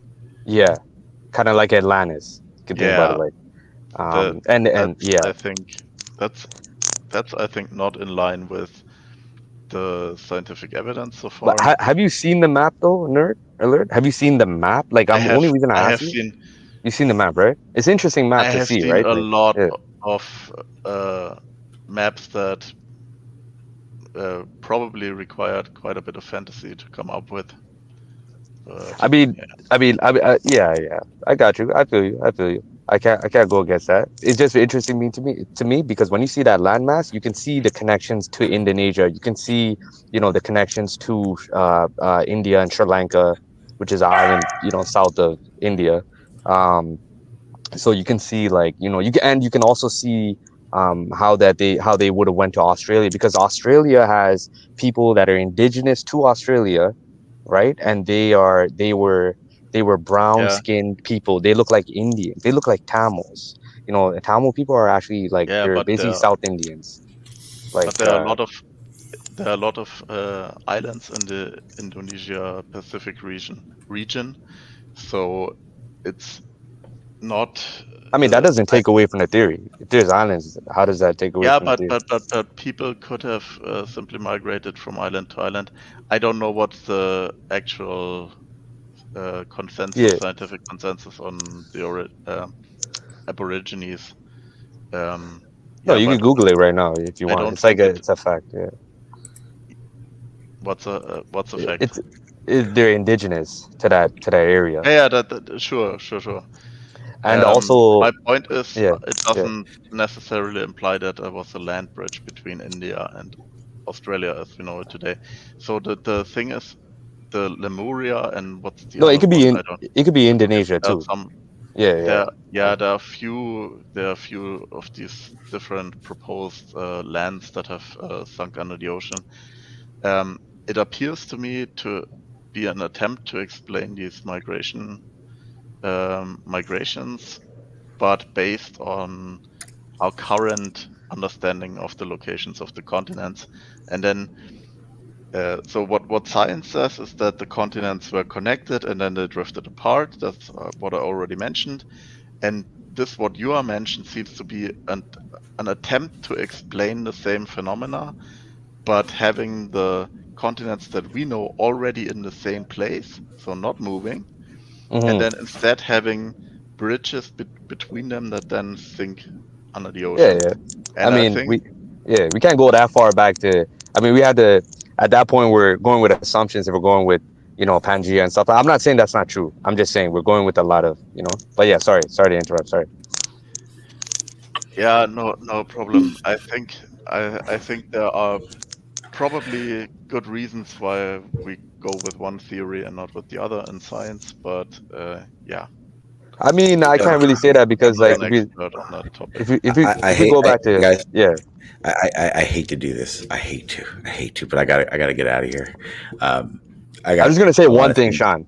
I was just gonna say Yeah. one Go ahead. thing. You got to Well, how about this? How nerd about alert. this? How about this? I'm Yeah. gonna have this. This will be your final. So say what you're gonna say, and then if you want to promote or say something after Yeah. that, go ahead and say it, and this will be your Right. time. Yeah. I was just gonna say nerd alert. You got to remember what's accepted by science can always change. You got to look just like again geocentrism, heliocentrism. You know, that's a big thing. So, and anybody, yeah, and I have some wild theories. Anybody in the comments wants to hear it? I haven't thought about starting a channel. I might. I don't know. But I love coming on Sean's channel. It's the only open-minded channel that I found. And yeah, it was a pleasure talking to everybody here. Yeah, and I'm gonna go live tomorrow. So if you're gonna be around, I'll do it around this time. So if you're around, then we can start the conversation. And tomorrow I won't have any limitations. So it'll be much easier. In a second, you'll hear what I got to do. I got so much going on. TexLex. Damn. Oh, I gotta go. I gotta go before the other ones. Okay, no, you can go last. You last. I was just trying to be She nice. going before me, bro. Nah, Nope. Nerd alert. You want to give your final? I don't have that much to say. Thanks for having me, and it was an interesting discussion. And yeah, I'm looking forward to joining nerd, I some got other you. day. I hope that I didn't bore the audience to death. Let's see about that. Nah, not at all. Yo, nerd, I'm gonna type in my Discord if you want to add me, dude. Wait, AI, you're in the bunker, right? What If do you you mean? you just you're in the bunker server, my server. Just post okay. your server. Yeah, post your server in there, and then that way he can get it real easy. Okay. Yeah. AI, your turn. All right. Well, thank you for summoning me. Right. So, yeah, you clearly have the force. I will see if you got the force tonight, though. Don't let me down, man. Absolutely. Yeah, I won't. All right, man. All right, TexLex, your turn. I don't know. I was going to do another quote, but I think I'll just end this by saying, well, rather, I want to clarify some things. Earlier, we were talking about, people taking issue with the idea that we genetically come from monkeys. And that is a huge misconception. I wish people would quit spitting out that rhetoric without understanding that while we came from a common ancestor, chimpanzees, apes, any kind of monkey you can think of is on a completely different branch from us when it comes to the evolutionary tree. Okay, there were anywhere from 15 to 20 different kinds of species of human at one point. And we as a collective were the species that adapted Stop it. in order to become what we are today. That's it. That's all I wanted to say. Awesome. I wanted to clarify. All right. I'm from fucking monkeys. Don't- Quit saying it. Okay. Guys, thank you guys. I appreciate you guys being here. I got to get out of here, so I'm gonna remove you. But I'm gonna talk about something real quick. If you guys stay muted, I don't mind keeping you. But anyway, so tonight is going to be jam packed. This is why I got to go. So in an hour, I got to be over at MC Tunes, and I'll be doing a discussion with Ranty, another ex Flat Earther, and I guess MC Tune and Fight the Flat Earth will be there. But yeah, so I got to get ready for that Zoom call. And along with that, tonight at 9:30 Central Time. So let me see. So tonight, so in 4 hours, I'll be debating Selenian fucking Sea Lion Prime about general relativity Newtonian. That will be over at the Globe Gangster server. I put the link to my YouTube in there. When I get a chance, in that description, the Globe Gangster server will be there. Also in this description, MC Tunes link to that stream I'll be on tonight is in there, and also this YouTube link for the debate. I got shit ton to do, so I got to get out of here. Hopefully you guys can all join and see me talk shit about the final experiment and all that good stuff with them, and then completely destroy general relativity for everyone and make them all realize it's a faith. It's going to be fun. I'm going to enjoy it. So with that being said, guys, I appreciate everybody for being here. I'm out of here. Peace. If it disagrees with experiment, it's wrong. And that simple statement is the key to science. It doesn't make a difference how beautiful your guess is. It doesn't make a difference how smart you are who made the guess or what his name is. If it disagrees with experiment, it's wrong.